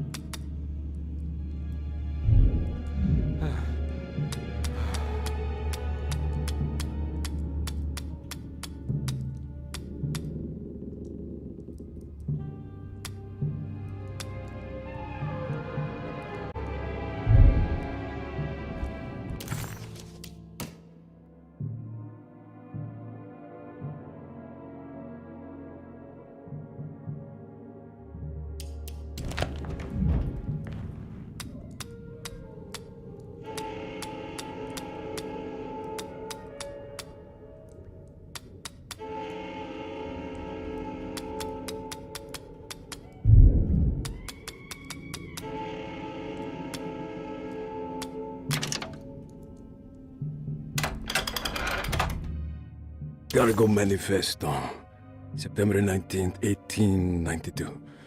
Prague Shipping Company delivered 4 steamer trunks, 1 Egyptian sarcophagus, and a large wooden crate belonging to the showman called the Black Pharaoh, performing at 18th Street.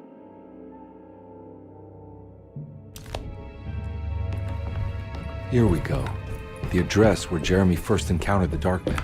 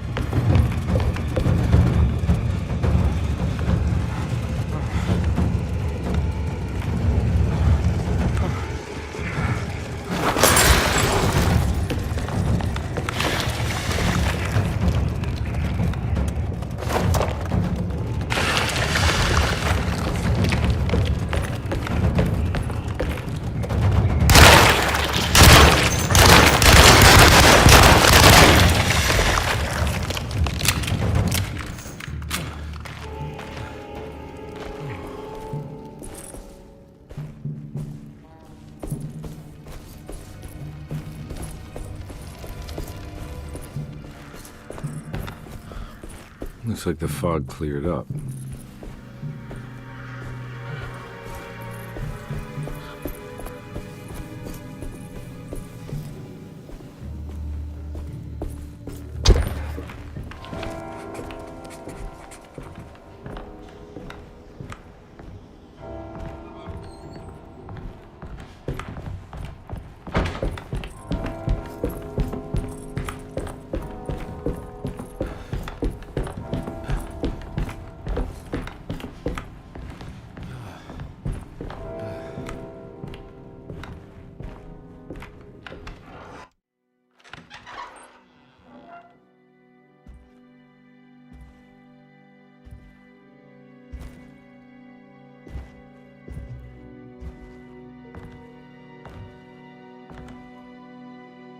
You want to tell me what this is all about? Welcome, Detective, to the greatest show this side of the Mississippi. Nyarlathotep, the Black Pharaoh, the ancient magician who lived 1,000 lives and wore 1,000 masks. I can see why you settled on calling him the Dark Man. Saves your breath. So, you got scared by a stage magician, and now he's living inside your head. You can mock me, Detective. But you would be the crazy one to think his presence can be ignored. Look where we are!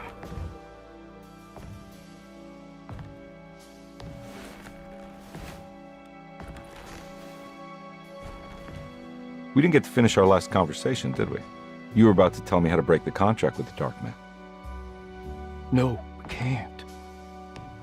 If we turn her loose on the world, so many innocent would die. But there is a way to break out of the deal.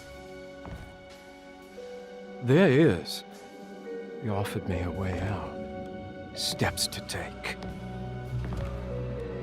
What are they? You'll never find them. They're forever entombed in his sunken desert temple. Jeremy, I'm not your enemy. Tell me where to go. How do I find the temple? No, we can't. I have to make this sacrifice. God damn it, Jeremy. I'm gonna save you. Don't worry.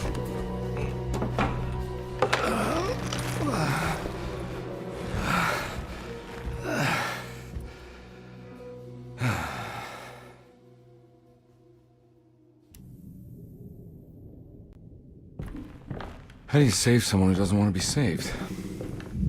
Well, he's gonna get saved no matter what. I just need to find the temple somehow.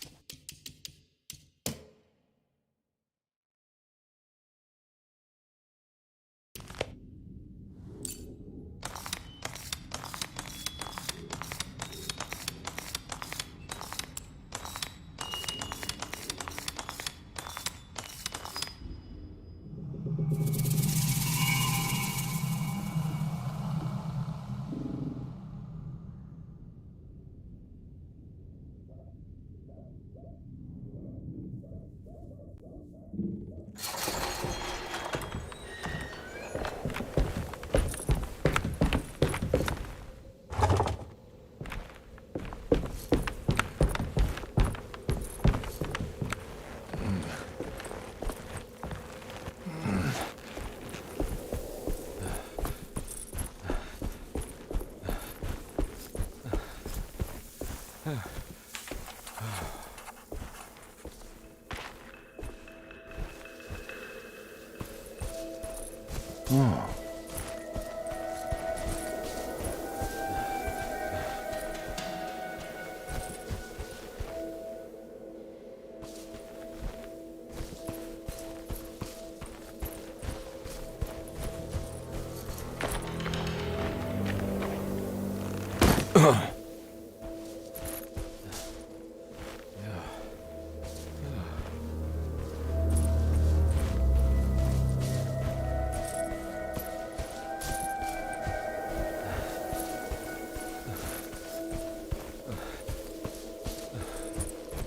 A sunken desert temple. I better get down there.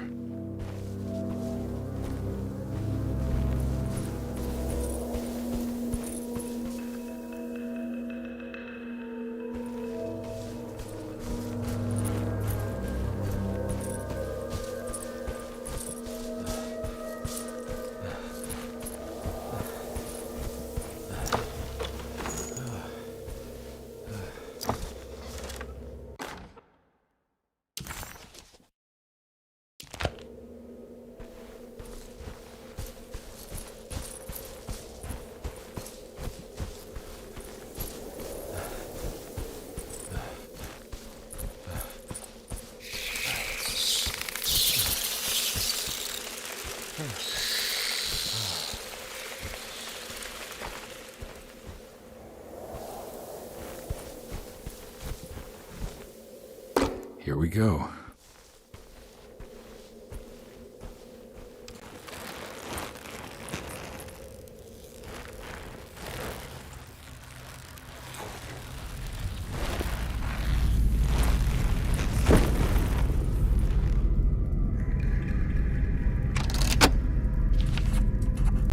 It's the star constellation from one of Jeremy's books. The Taurus. I got a feeling this is it. This is where the contract is hidden. But how do I get to it?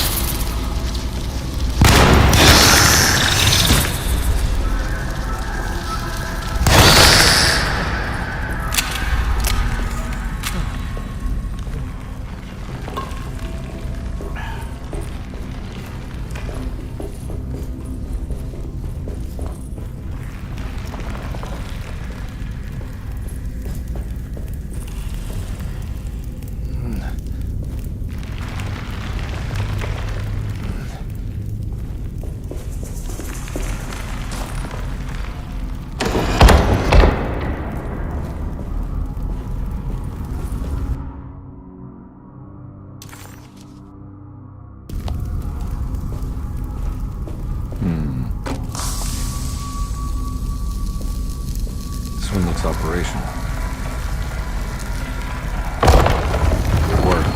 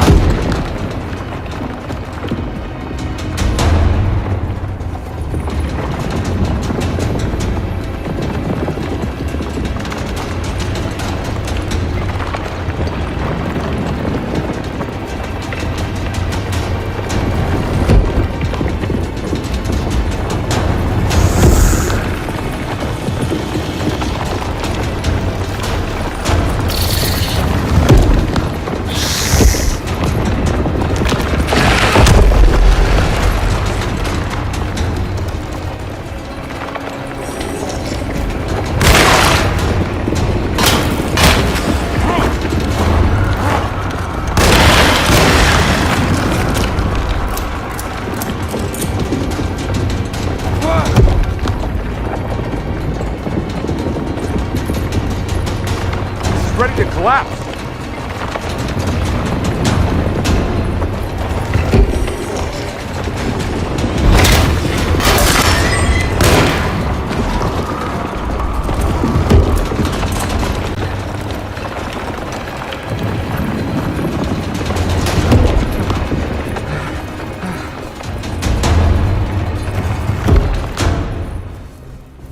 What is going on?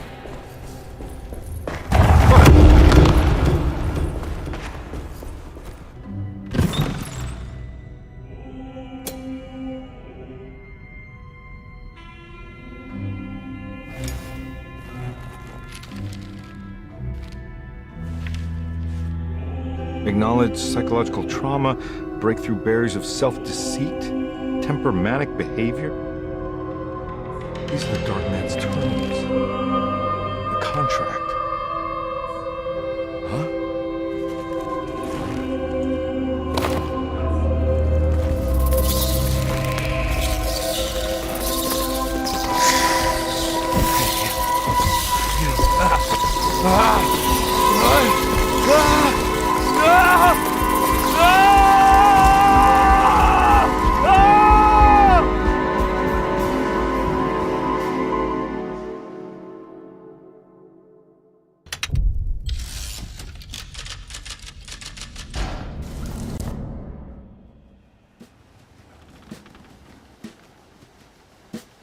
Hey. Hey, detective?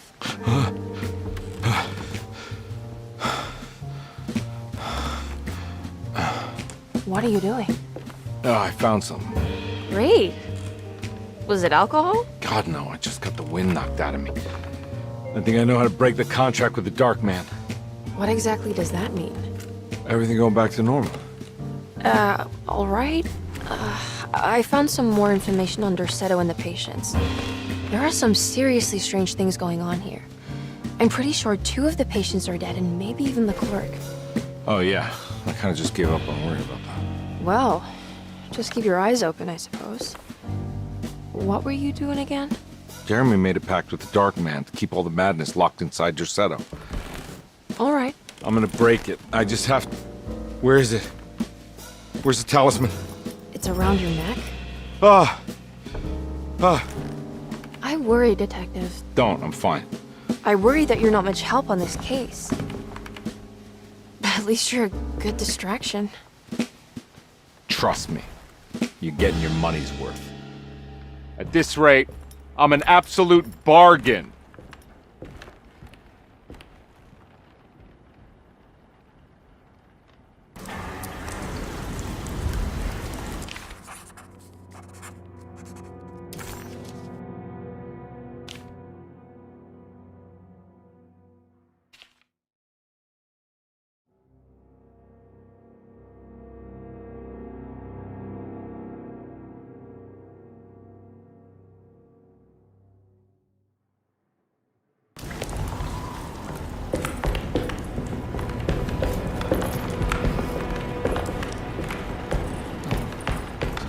Evening needed some ambiance.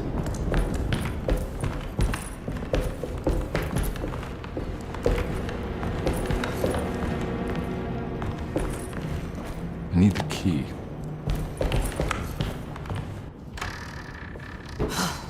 Got to be around here somewhere.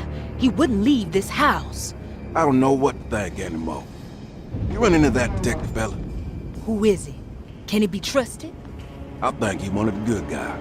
Well, you know, like us. Will he be all right with her coming? Praise the mother. You don't need to know about all that.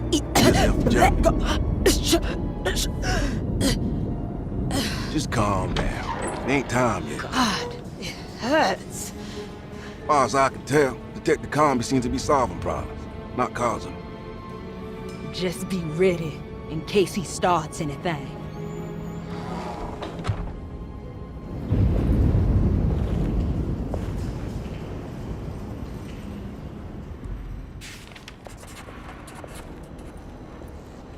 The 2 orderlies still hadn't found Jeremy. Conby figured this was good news. Emily had reminded him about some strange deaths at Deseto, and Comby wasn't sure who he could trust.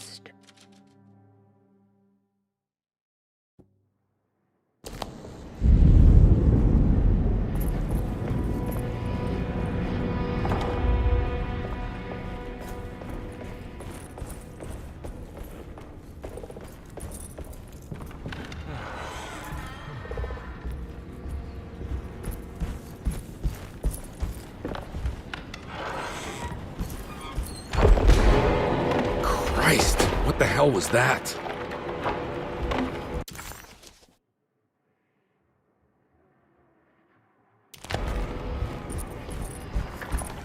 It's blocked.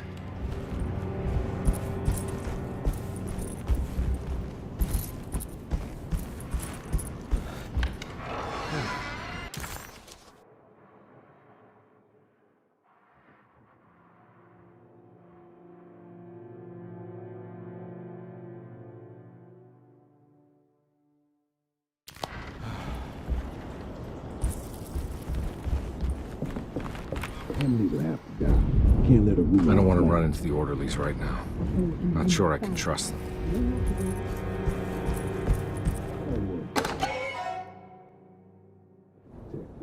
I think Dr. Gray might be in there.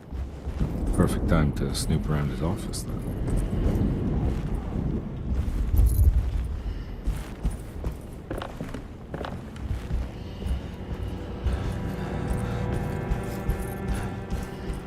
It's blocked.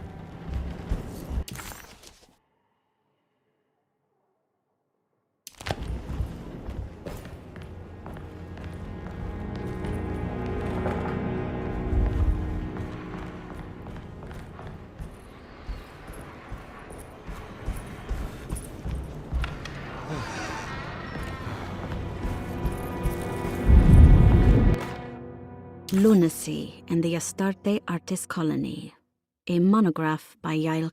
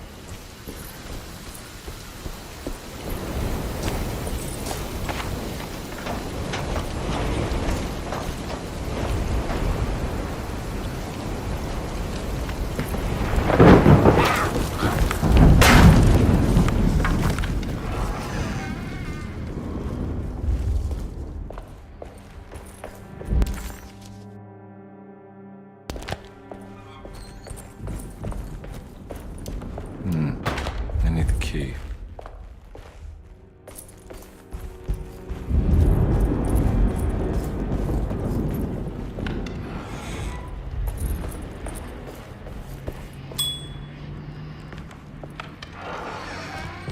There must be a spare key to Dr. Gray's office in here somewhere. I don't have the combination for this. But maybe Jeremy did. I need the key.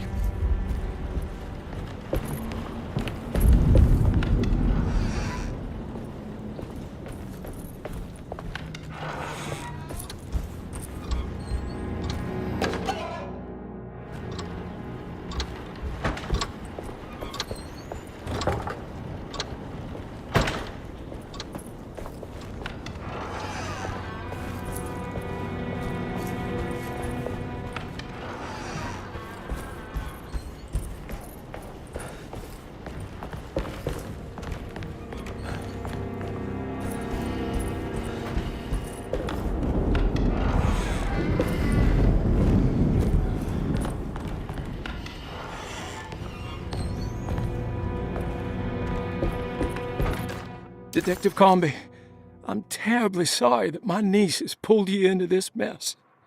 Please, with all my blessings, take her away from this cursed place.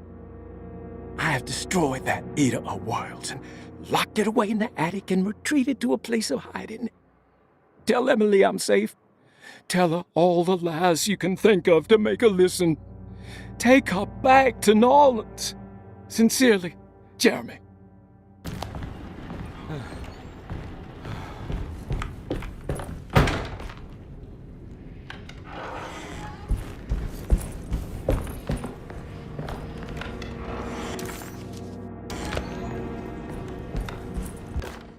Brother, I need you to trust me. This is the most important moment in our family's history. I know you have doubts and that the terrible Mama Loa told you lies. I would never betray you. I promise. Lottie.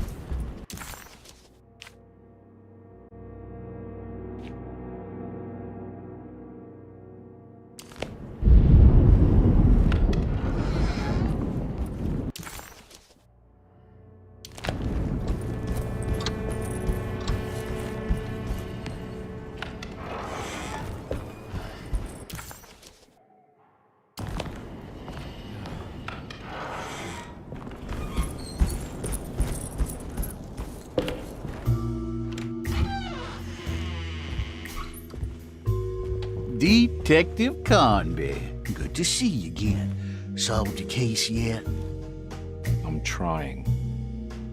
Hey, Grace, you okay? Oh, she is just peachy, Detective. Are you looking forward to the Feast of St. John, Grace? I can't wait. Kids, ain't they great? What exactly are you planning for tonight? Oh, not much. We eat, we drink, we pay tribute to the wishing tree in the conservatory. The usual.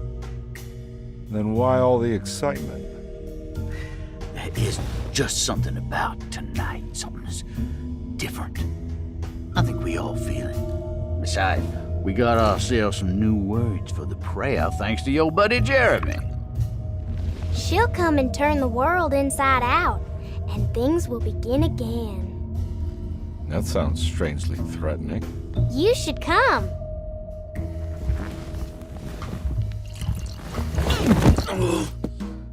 God damn it, Grace. Stay put for once.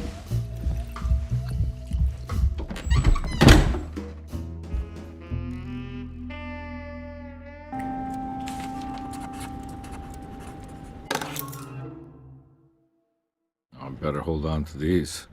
Wouldn't want them to get lost. There's something missing.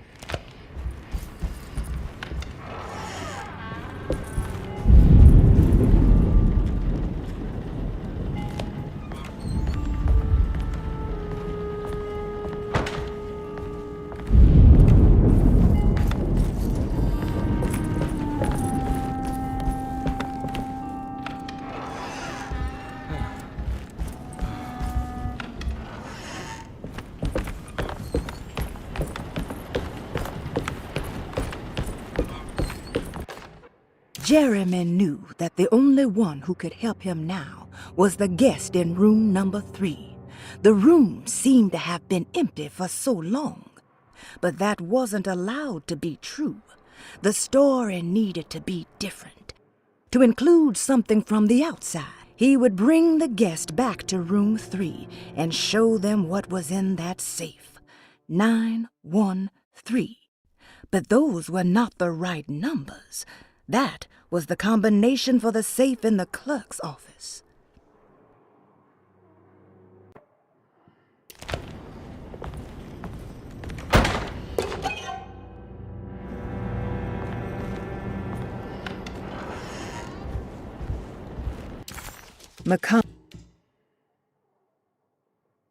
McCarthy was a deadbeat.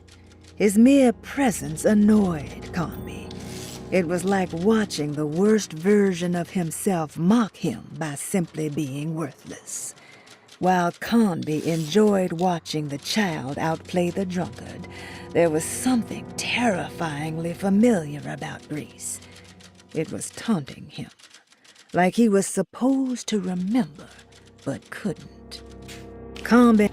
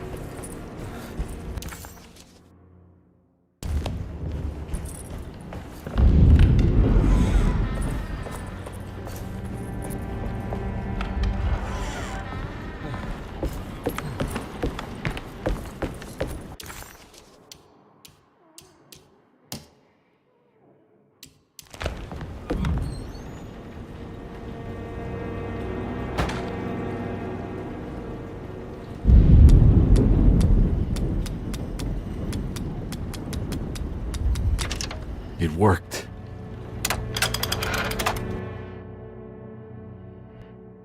The last guest in the empty room suffered from severe maladaptation.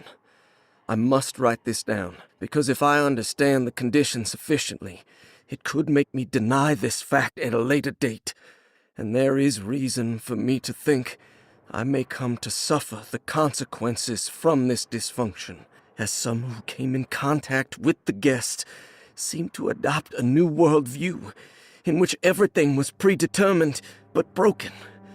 Upon accepting this worldview, some memories became unmanageable and later rejected. I do not know what this means. I cannot even remember the fate of the guest. I think they were simply misplaced one day and forgotten. Just like all documents pertaining to this guest, they have all been destroyed, or they never existed in the first place. Who wrote this? There has never been a guest in the empty room.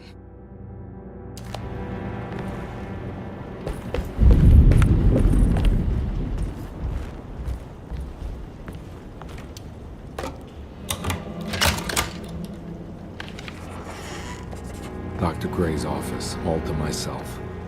Let's see if we can figure this guy out. I have finished tidying up Miss Beauregard's belongings. I will leave it to you to contact her agent and have them collect her things. I found one of Grace's drawings she might want back, along with this key in her room, which I believe you've been looking for. Mrs. Thompson.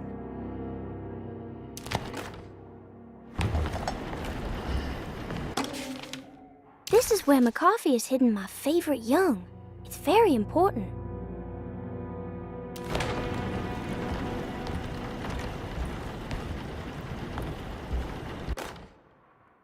Dearest Dr. Manzetti, I find myself in a losing battle with my patient.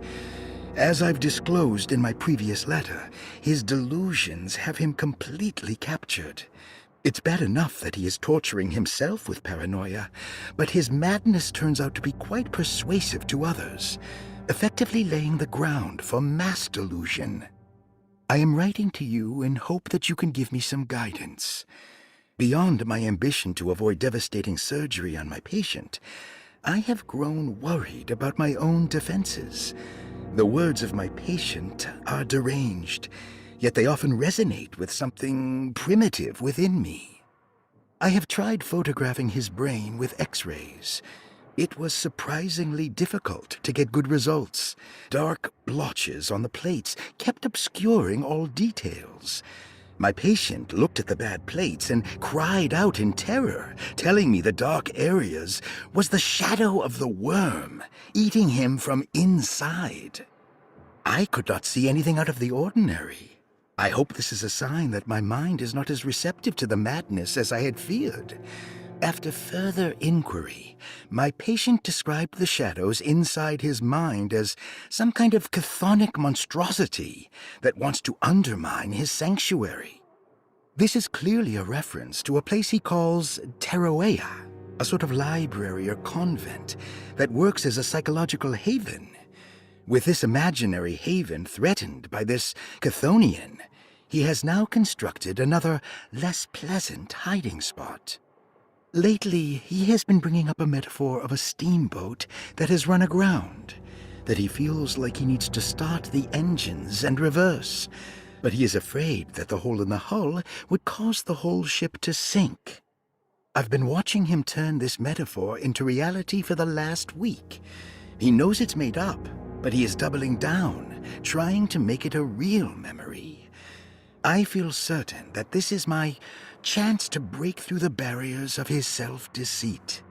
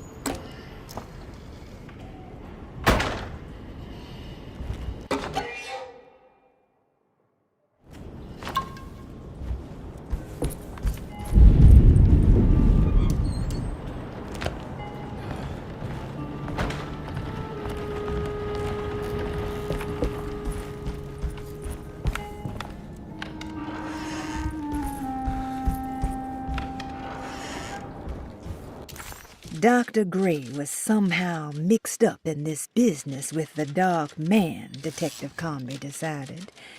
He had to be. Either Dr. Gray was using the idea of the Dark Man to manipulate and torture Jeremy, or the Dark Man was an actual powerful being possessing Jeremy. And in that case, Dr. Gray was simply a stooge. Maybe both could be true at once. Conby felt his mind racing in all directions. No matter what, he had to find a way to break the pact. That was what Jeremy said was needed. It didn't even matter what was true or not. If Jeremy wouldn't leave Derceto before the contract was broken, then Conby had to make it happen. He just...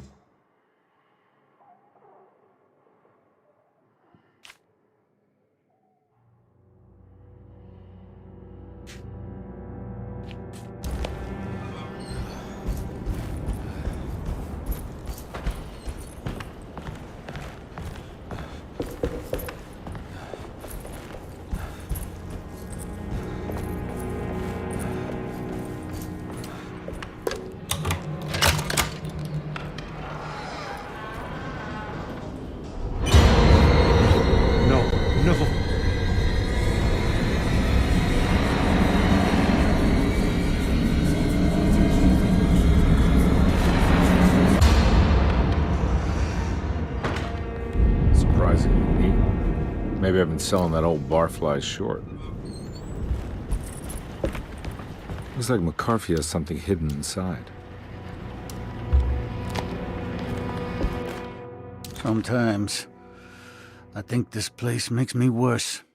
That Derceto might be my grave. A coffin made of ostentatious architecture. A Taj Mahal for the drunken depressed. There's something about Derceto. Something about Dr. Gray. Like we all pretend that we're here to get better, when in fact we are here to be forgotten.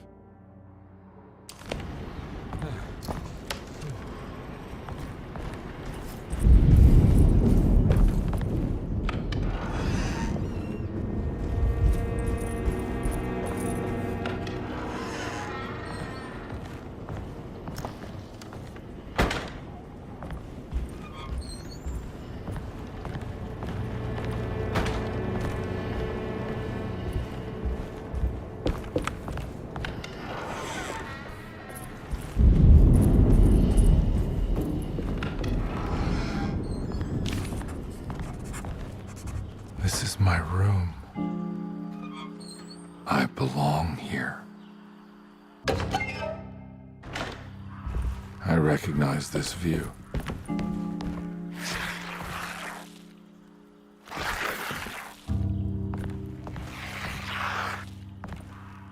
I know that number. Where's that from?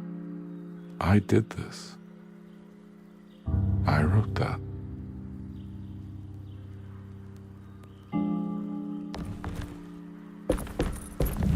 I know the combination. I carry it with me.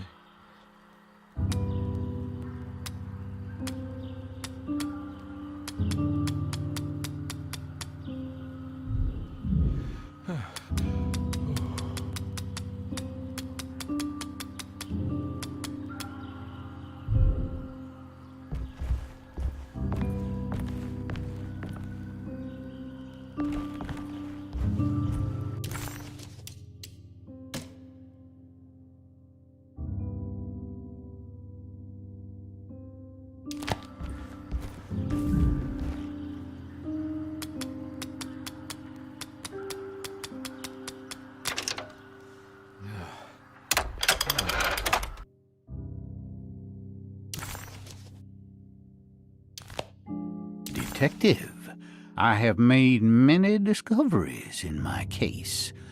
The child we want is safe, thanks to good people like me and you. We're so similar, but you don't see all the things I do. To find your man, Jeremy, you also need to look for the girl. It has always been that way. The young deliver us all. You should have a look in my room. There's a piece of the puzzle you will need. Take care now. My coffee. How long have I been here?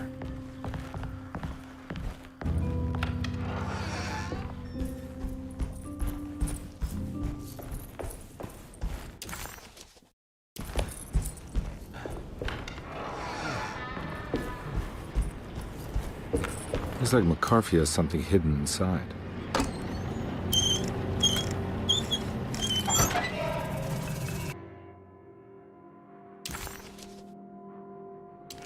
Why would McCarthy lock this up? Was he trying to keep Grace from completing the shape? If so, couldn't she have just made another drawing?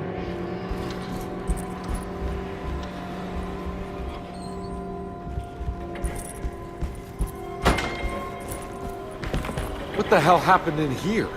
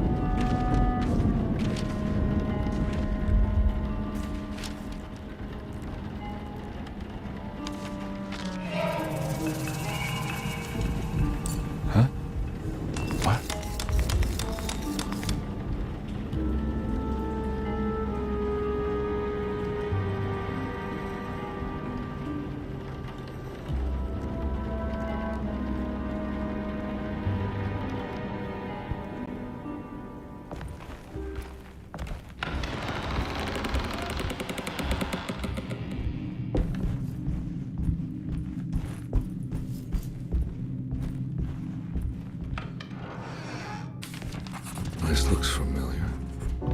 That's me, isn't it? How long had it been since I drowned myself in drinking depression? It had all felt so peaceful, slipping away into oblivion. A welcoming, dark voice wrapped around my mind like a heavy blanket. It turned off suddenly as I woke up from the sound of my office door closing shut.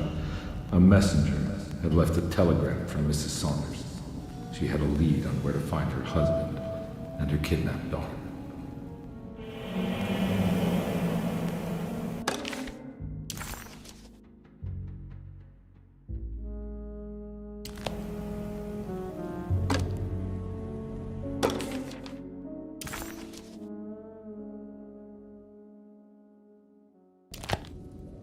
God, I used to drink so much back then. When was this exactly? What case was I working?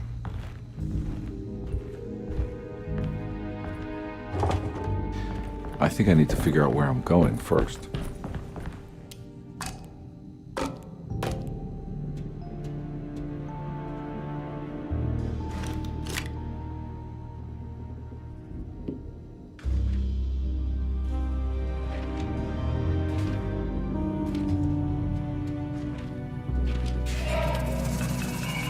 I remember this case. Some kid got taken by her father, headed out of state, but he had made a mistake by selling a painting that his wife actually cared about to a collector named Thornhill to fund his venture. That's how I tracked him down. At least I think so.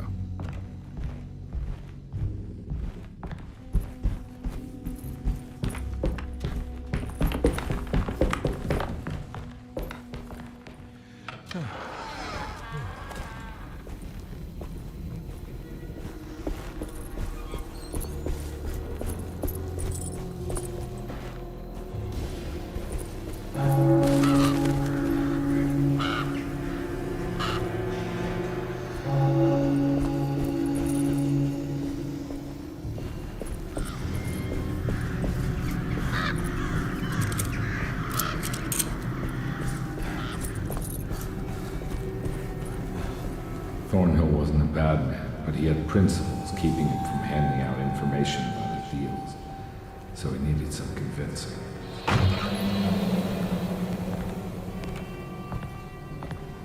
Well, every case can't be squeaky clean.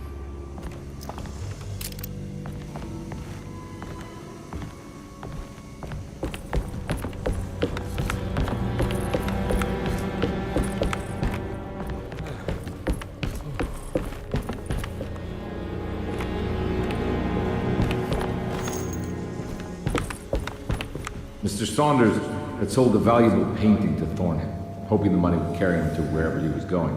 The painting, now leaning on an easel in Thornhill's bedroom, had a certain mesmerizing gloom that seemed to call out to me, telling me I was needed for something important. I felt myself falling into the painting, only being brought back by Thornhill, thrusting an address to a Hotel St. George into my hand and asking me to get the hell out.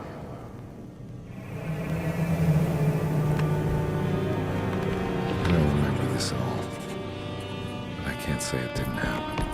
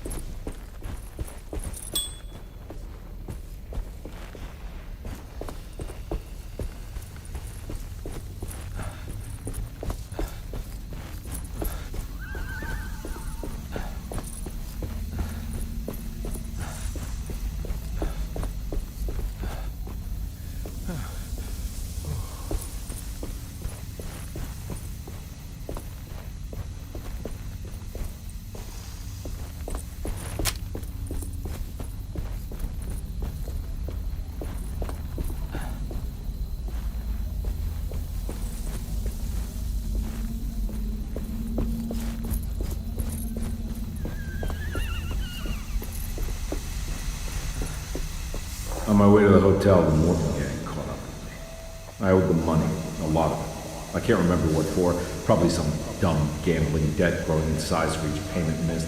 I punched one of them out, and I sent the others packing. It was a stupid move. They'd be back.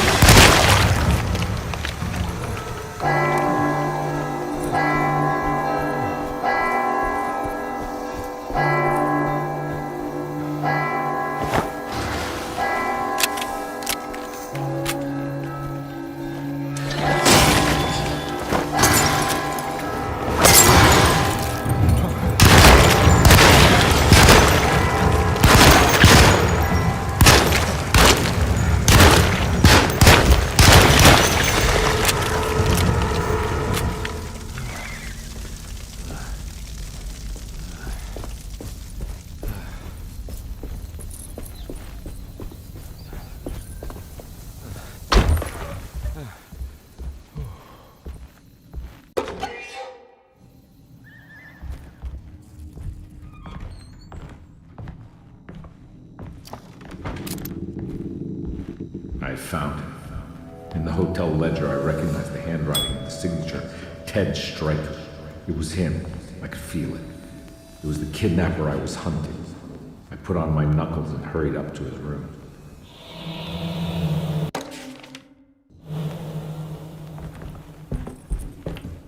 Something about that name, Ted Stryker, rings a bell. Feels vaguely familiar.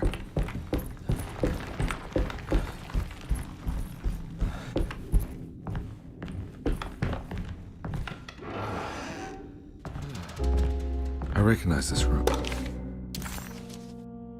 But I didn't catch up with them here. I must have followed them. But where?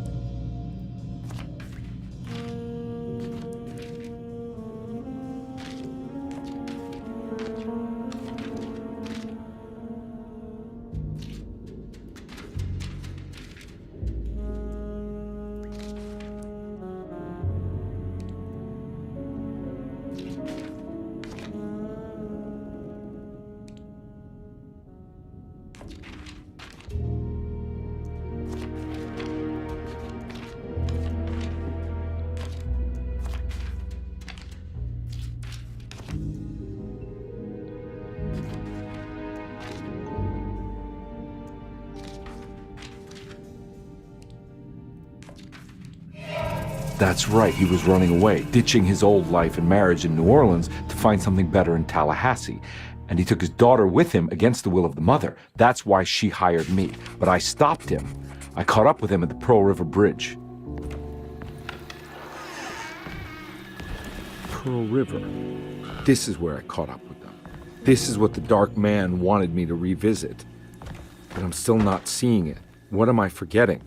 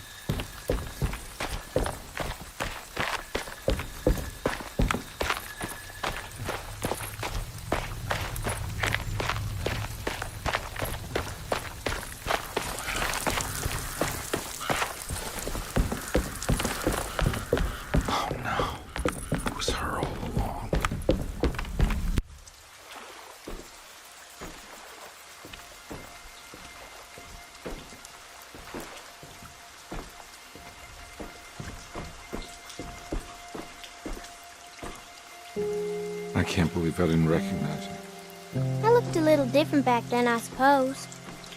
Was any of this real? How do you mean? This day, just... so much is happening. I can't... I think I've lost my head.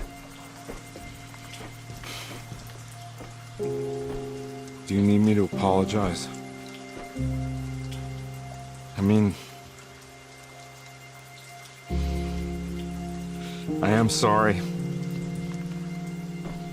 I don't think I need to begin to explain. You're just a kid, Grace. I'm really sorry. I didn't mean for it to happen. Lies. More lies. No, really. I thought I was being a good guy by handing you over to your mother. I didn't know. I couldn't have known that she wouldn't care about you. I don't know how this works. What is this for? Some form of admission of guilt. Maybe acceptance. It's what the Dark Man wants. I guess we just watched my father die again then. You think he's alive? I know he is. He's down there, scared that he won't be able to get out. That he will drown with his daughter again. What are you saying? We gotta save him! We?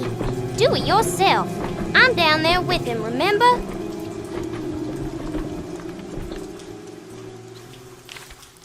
Can I really save them? This all happened so long ago. I have to find a way to get down there. I have to see it with my own eyes. There was a boat at the house where I entered. If I can raise the bridge, I should be able to get to the car.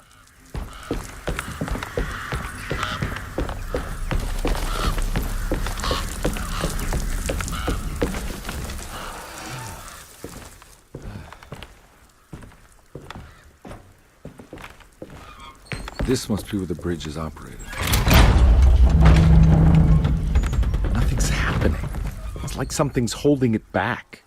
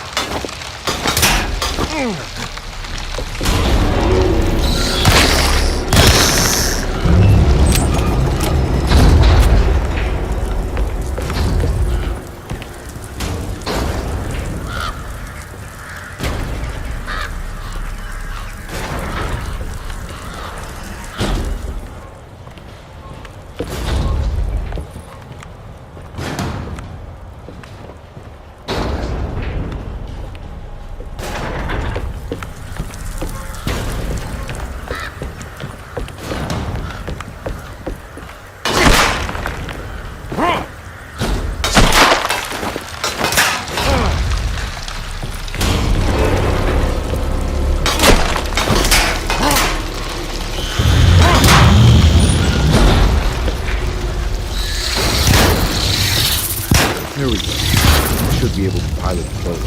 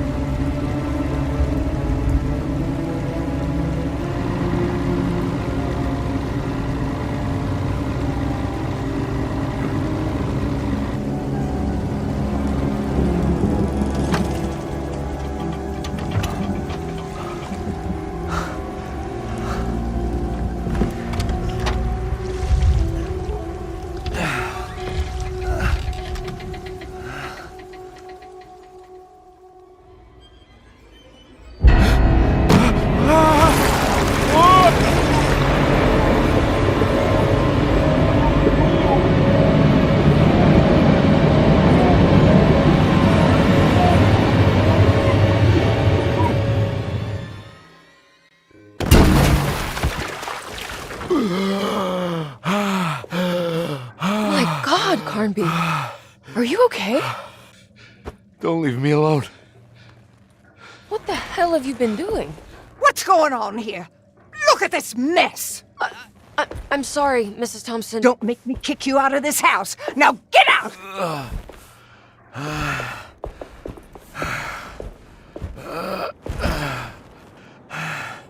Hey, Detective. Mr. Carnby. I'm really worried about you. I'm okay. I just need to catch my breath for a moment. This place?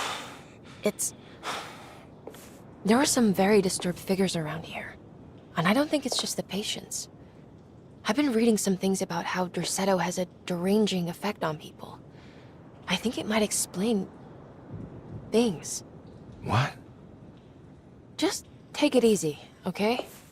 I'm gonna go find a way into Dr. Gray's apartment. I want to know what he's hiding. Emily, don't worry. I think I'm close. I'm gonna set everything right. Just be careful.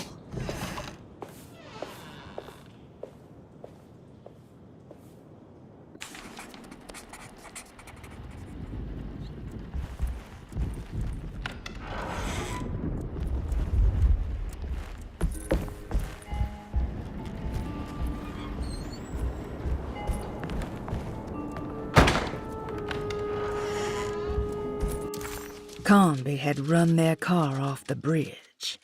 He pulled Grace out of the sinking car, but left her father to drown.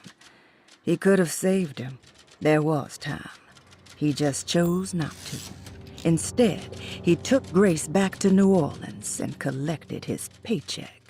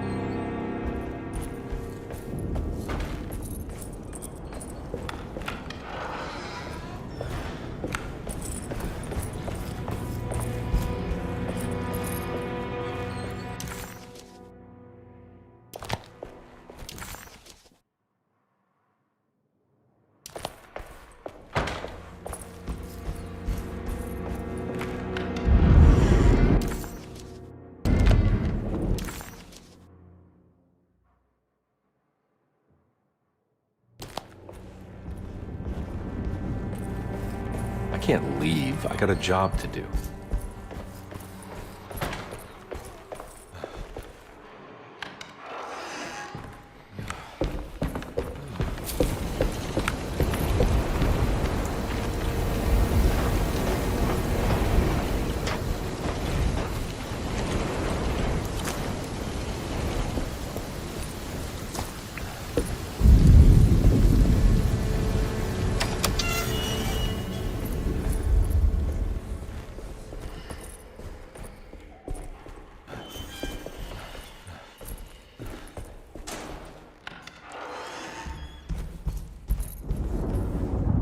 Now we're talking.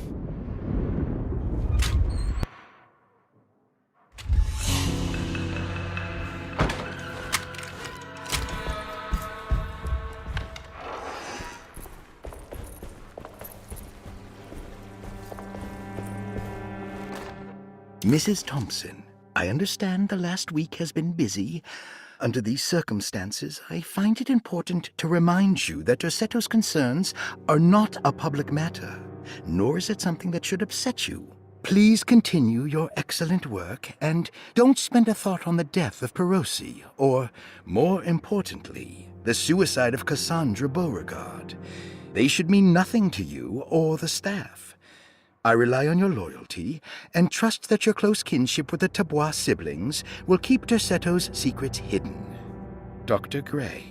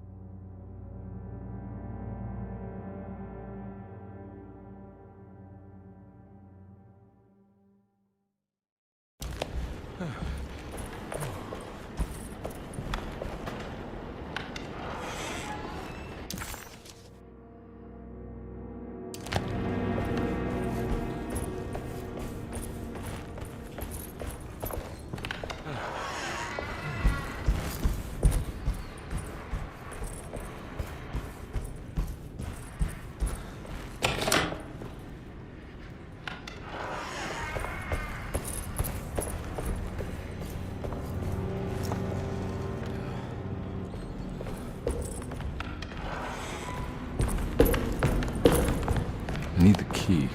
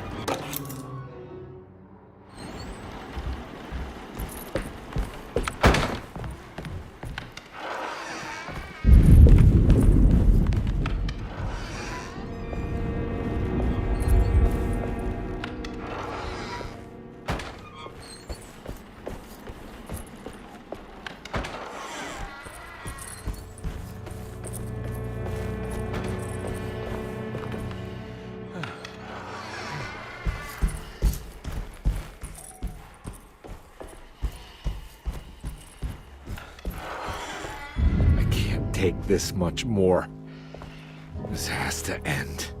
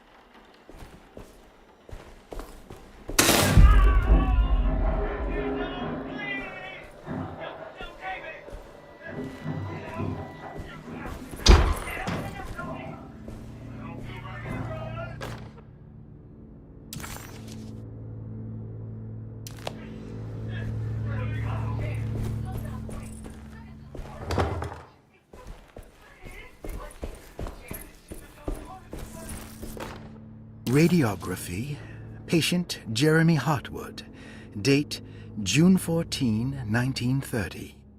Plates. Jeremy's skull proved difficult to capture properly. Partial radiographs worked best. A complete picture of the brain can be assembled by piecing 3 plates together. Observations. Even when looking at an assembled version, a shadow covers significant parts of Jeremy's brain. Possible tumor, but more likely that the equipment is failing. Jeremy reacted strongly to the pictures and claimed to see a giant clay worm eating and displacing his memories. Notes. While this exercise has left me nowhere closer to an answer, I feel confident that a Burckhardt lobotomy should sever all necessary parts. Hypothetical psychosurgery based on the ideas by Burckhardt and the St. Petersburg research could end up saving Jeremy's mind.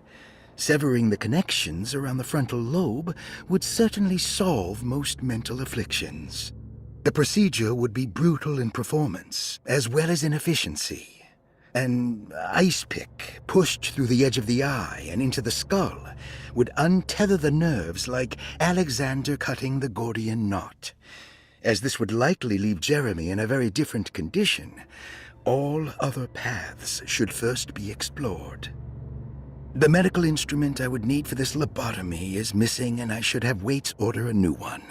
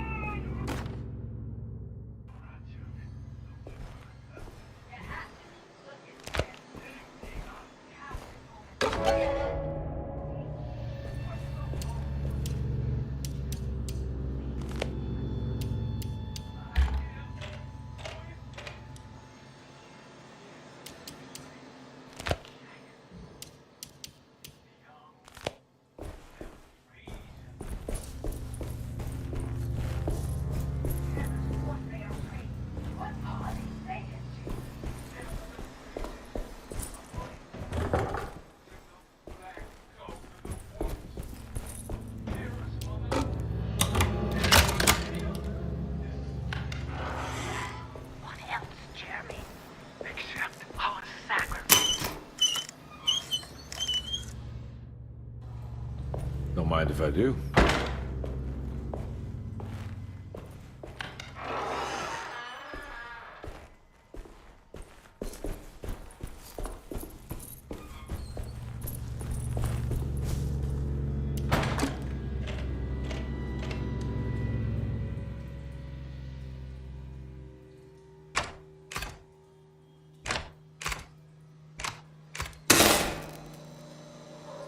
That's better.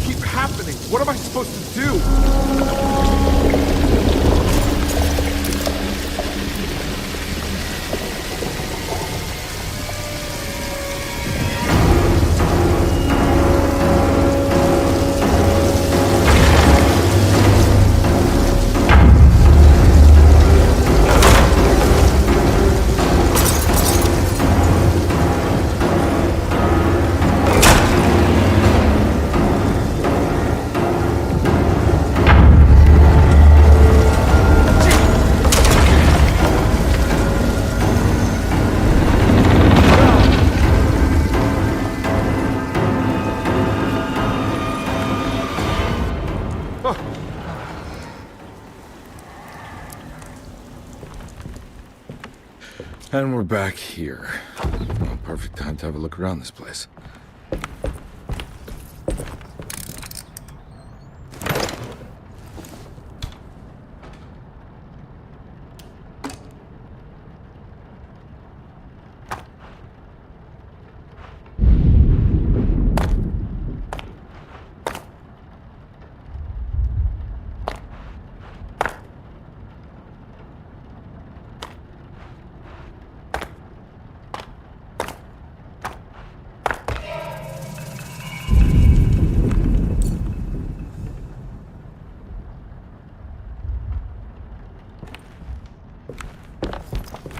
What is that?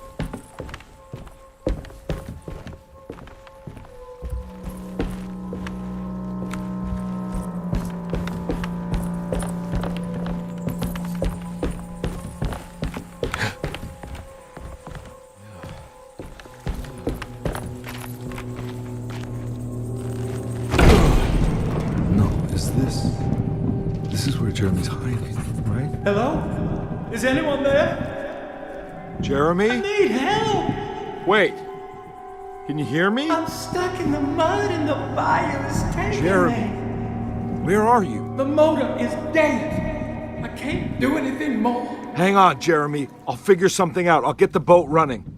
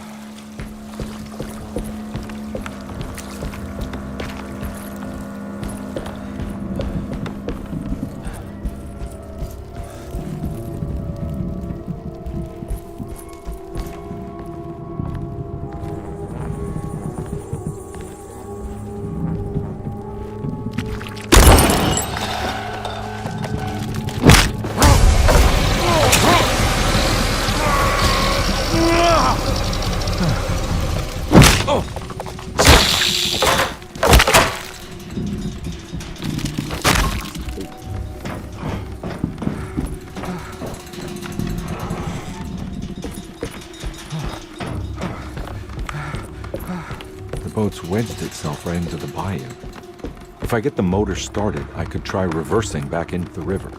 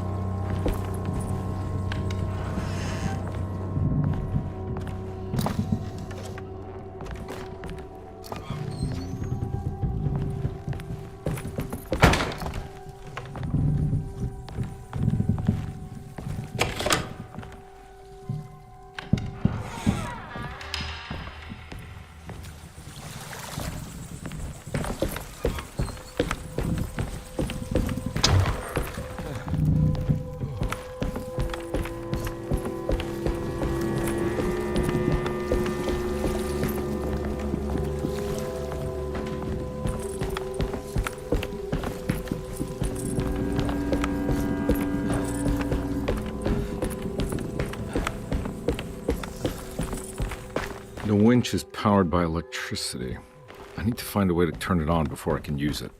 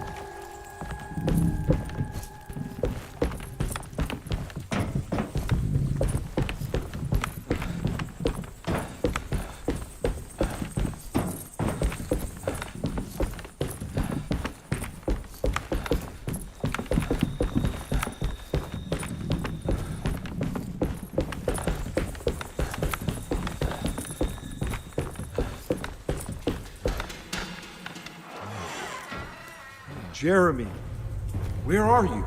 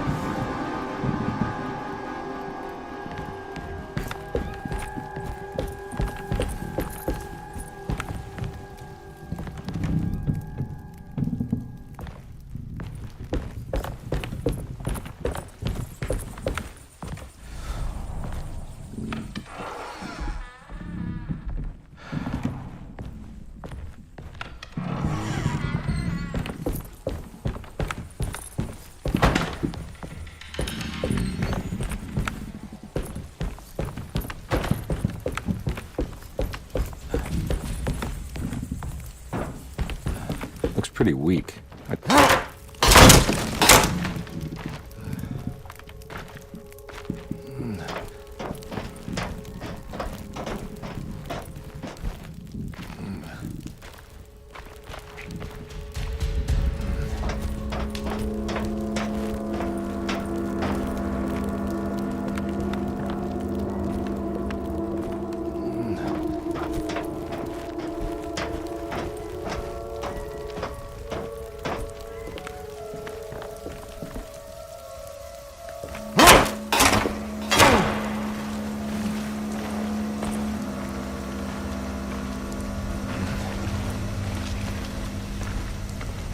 This definitely needs fuel.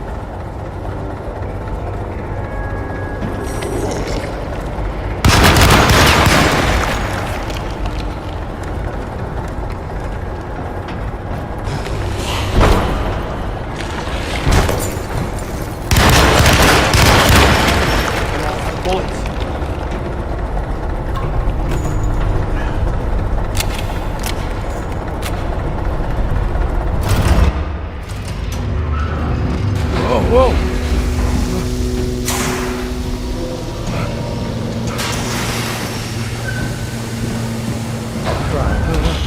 Are you ready to tell me what happened in the attic? I put a rope around my neck, and then I strangled all light from my lungs. Are you under the impression that you died? Yes. No. I was supposed to die. What does that mean? That you were supposed to die. I'm the catalyst. I had to die to make the story happen. What are you referring to, Jeremy? 30 years ago, Frederic needed me to die. You're not making any sense, Jeremy. Come back. Find your focus. Hey! I cheated everyone. I didn't play my part. Hey! I escaped my doom. My destiny. Again, find your focus. Hey, I'm right here. What the hell is going on? Now everything is wrong. Nothing is in Hey!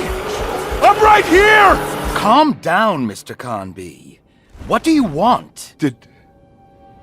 Were you not talking to Jeremy right now? I haven't seen Jeremy all day. Are you all right, Detective? No. Actually, I don't think so. Well, maybe. I'm gonna go look for Jeremy. Good. Let me know if you find him.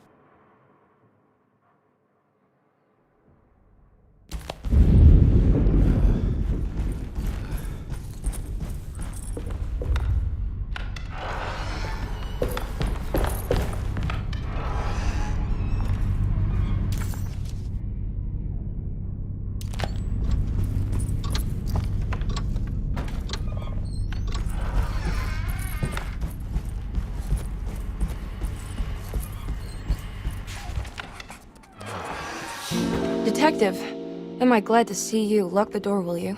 I don't think Dr. Gray would appreciate us snooping around. What's going on here? This feels so strange.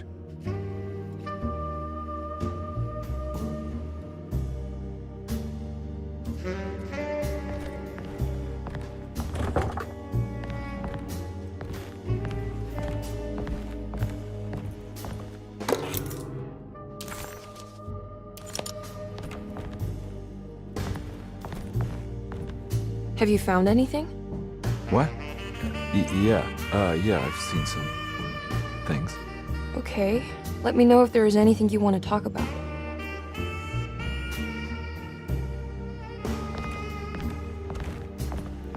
There's a book missing.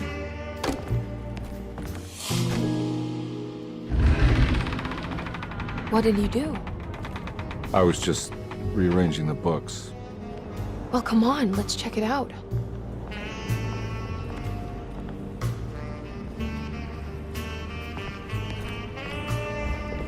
I think I'm beginning to understand. Dr. Gray is dealing with some kind of mass delusion.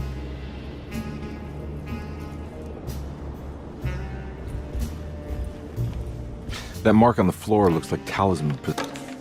Good to finally meet you, Mr. Hartwood. I'm here on the behalf of your brother Philip. You were expecting me, weren't you? Yes. You're from the Citadel, no? That's right. I just wanted to ask you a few questions to see if there is anything I can do to help you and your family. Okay. I understand you're full of imagination. You make up a lot of things. I suppose. And you obsess over them, blurring reality and fiction. Sometimes. Do you want to tell me about the Dark Man? No, I don't. That's all right. Perhaps there is something else you can tell me. Something you know to be made up, but you hold dear. Juan? John? Who's John? No, Juan Luis Jorge. Oh, wait there a moment. Here, take a look. Is he... Oh, he is the author. It's a magnificent book. Life-changing even. The real Juan is long dead, but I like to think of him as my friend. My most beloved friend. I see. Do you often do this? Fantasize about people you read about? No. Well, there is Jacob. Who is Jacob? Turn to the last page. Oh, it's a newspaper article. The Prisoner of Ice, Jacob van Ostad. Is he also your beloved friend? Oh, no, Doctor. Not at all. He is the fire that fights fire. Yes, I think it's clear your overstimulated imagination, this mania, needs to be tempered for you to live a normal life. I know your family calls it the Heartwood Curse, but I want you to know that there is nothing supernatural about your condition.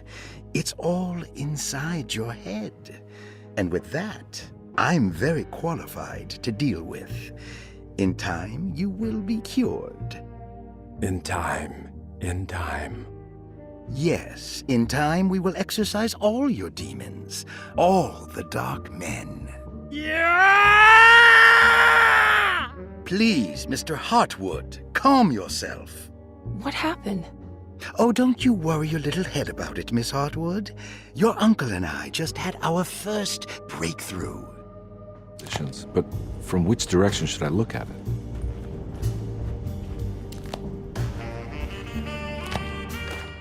The Snake Dagger, a monograph by Yael Klein.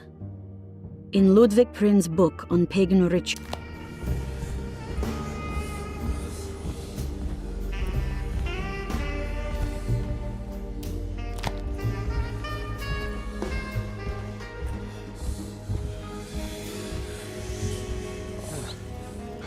What were you saying about mass delusion? Derceto seems to have a deranging effect on people living close by. It has a history of creating cults devoted to some nature goddess.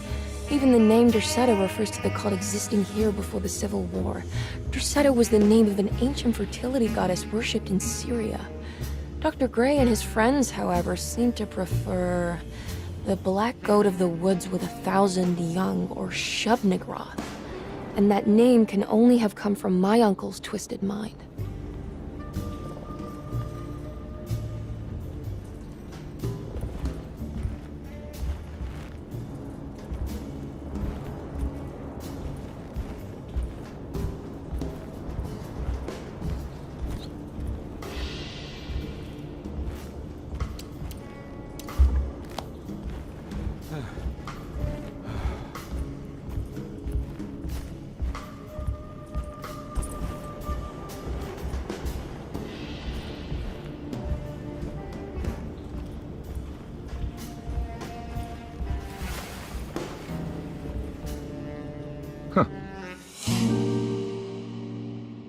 Has that been there this whole time?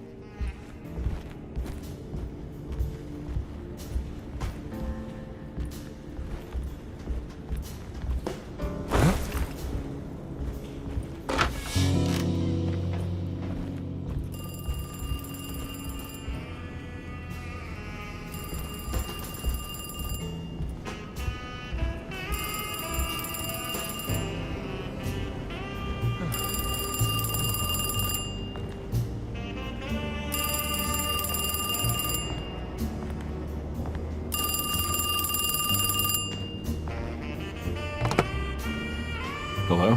Detective Carnby? Who is this? Jeremy? Jeremy is with the Dark Man. You can't save him. Well, I've done everything he wanted so far, and there's just one more thing on the list. I expect him to keep his promise and return Jeremy. unharmed. Get out, detective, while you still can.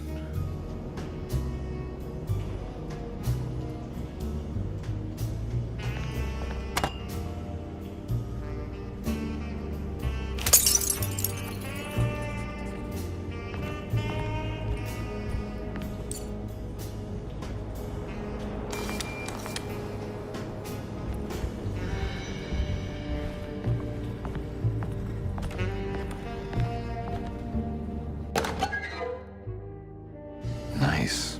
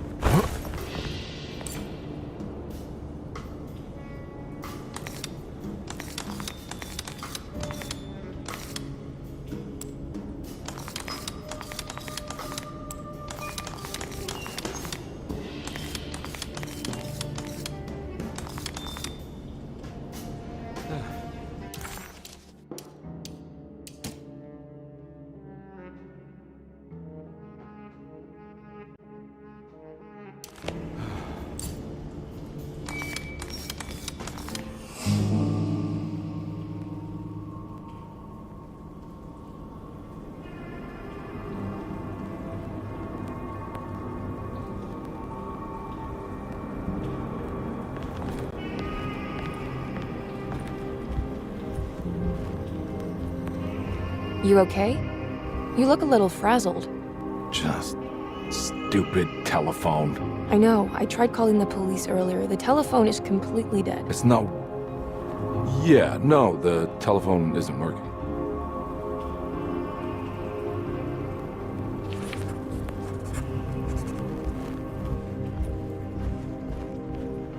Miss Hartwood, I think you're gonna want to see this. Is there something in the closet? Yeah, there is. You don't see the very obvious gate leading to whatever Jeremy's madness is serving up next? I don't understand. Are you making some kind of fashion metaphor? I'm sorry, I don't have time for this. Can you just tell me what you're doing? You don't see this! It's fine. It's fine. Catch you later. Are you going inside the closet? Yeah. You got a problem with that? No. Do what you think is right, detective. Sorry, I didn't mean to. Goodbye, Miss Hartwood.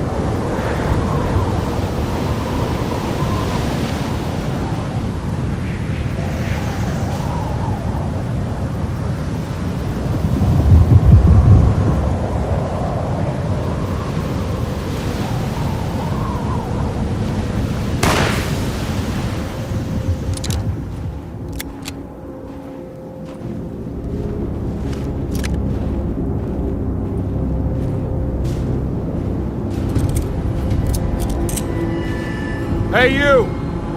What are you doing here? What is this place? Turn back, detective. You're not wanted here. Whoa, take it easy. I'm not your enemy. Oh, you're wrong, detective. You're wrong.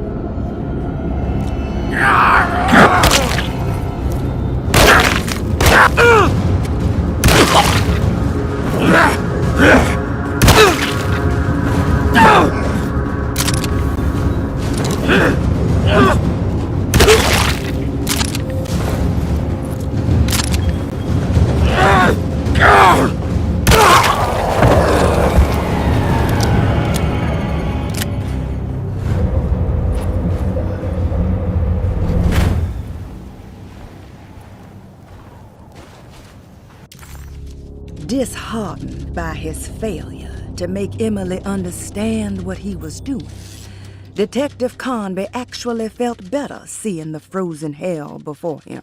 There was a finality to it. Its clear symbolic opposite to the dark man's desert made him realize this was the end. Soon it would all be over.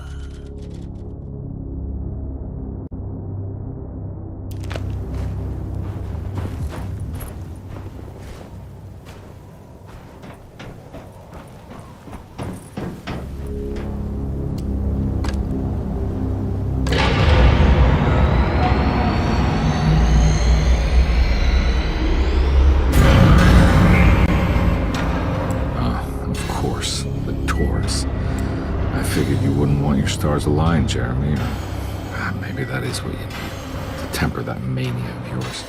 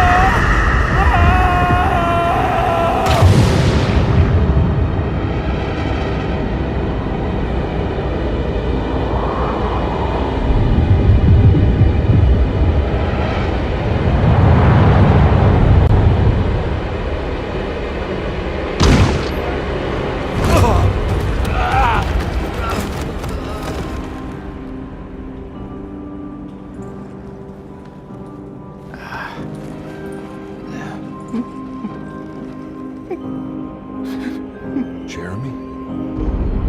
I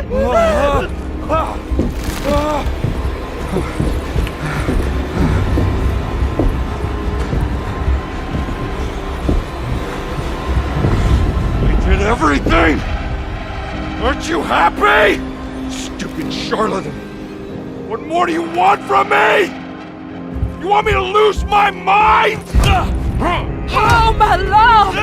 Doctor! Baptiste! Quick! Jesus. What are you thinking, compadre?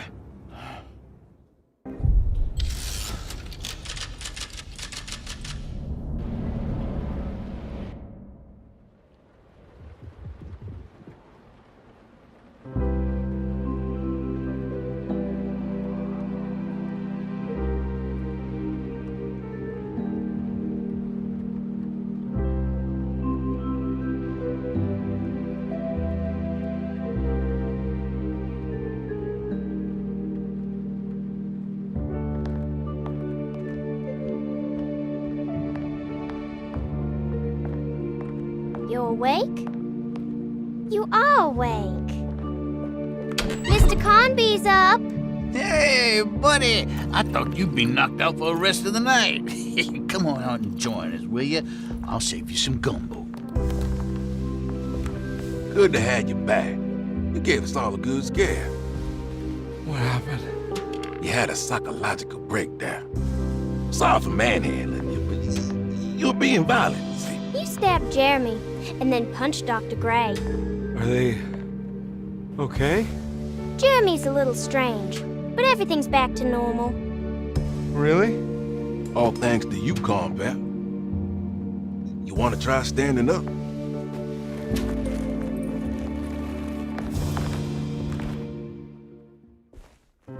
Well, if it isn't the hero of the day. How are you feeling, Detective? Never better. How about you two? Hey, Jeremy, I didn't do too much damage, did I? Things are fine. Very quiet. What's up with him? Painkillers? No. You see, despite you having the finesse of a one-eyed butcher, you managed to lobotomize dear Jeremy. I did what? It's actually quite impressive. It's not like I hadn't considered it myself. I just wish Jeremy could have been helped without reducing his personality to that of an oyster. But he's gonna live. Of course. As long as someone keeps feeding him, he'll outlive the best of us.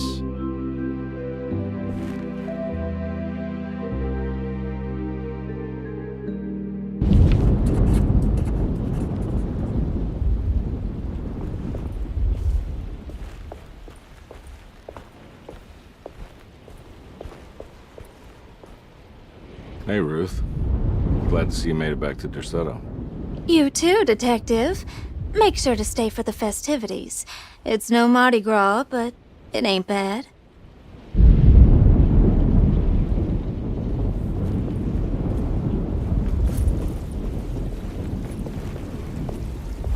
Good to see you back on your feet, Detective.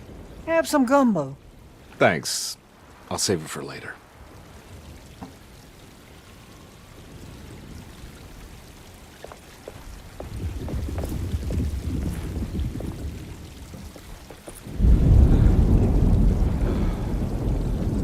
That is one impressive tree.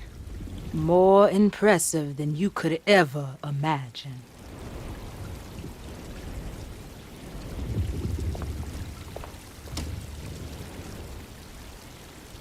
Everyone knows what to do? Y'all know the new words. Mrs. Thompson, we talked about this. I'm not sure everyone is comfortable. Doctor, I insist. This is important. We've waited for so long, Doctor. Let's just go with the old song. Not every change is an improvement. Boss, good or bad, we need to move forward. All in, Doc. Let's bet it all. But we don't know what we're dealing with. It'll be okay, Doctor. Better even.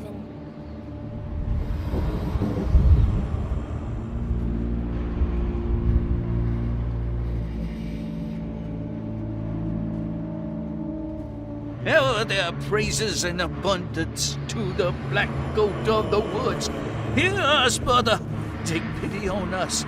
Take pity on us. Ever there praises and abundance to the black goat of the woods. Hear us, mother, and take pity on us. Take pity on us. Ever there praises and abundance to the black goat of the woods. Hear us, mother, and take pity on us.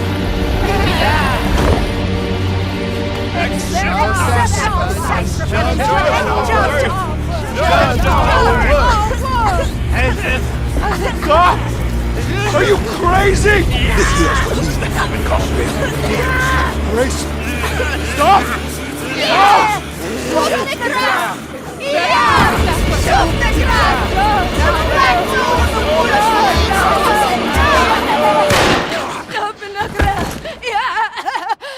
Detective, get my uncle out of here.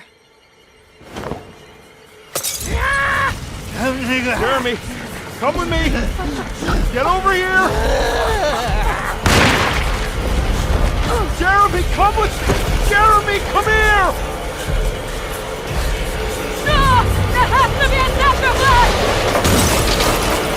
No!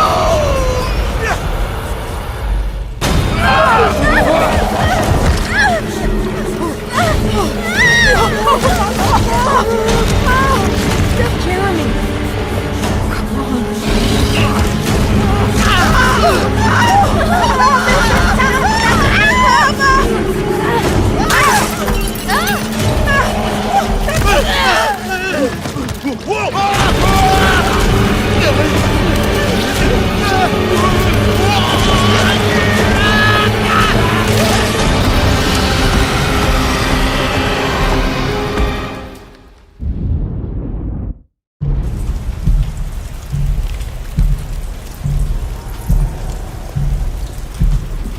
I can't let that monster leave Derceto. I have to stop it.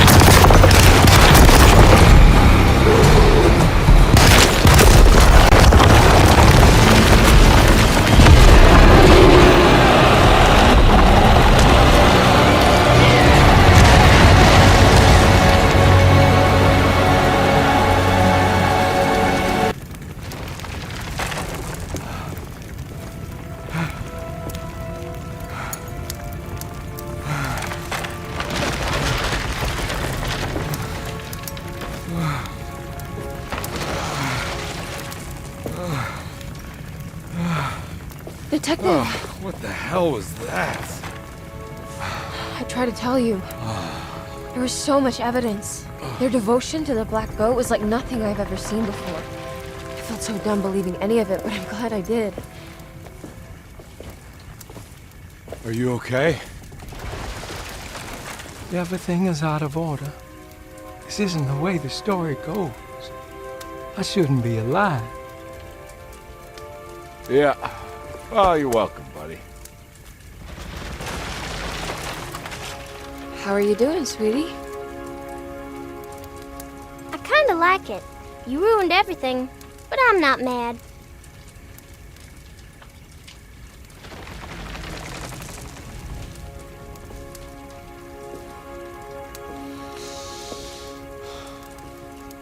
All right, you ready to head back to New Orleans? Come on, Jeremy. We're leaving. Can I come? I thought you said you didn't need saving. Don't leave her. She's important. Of course we're taking her with us.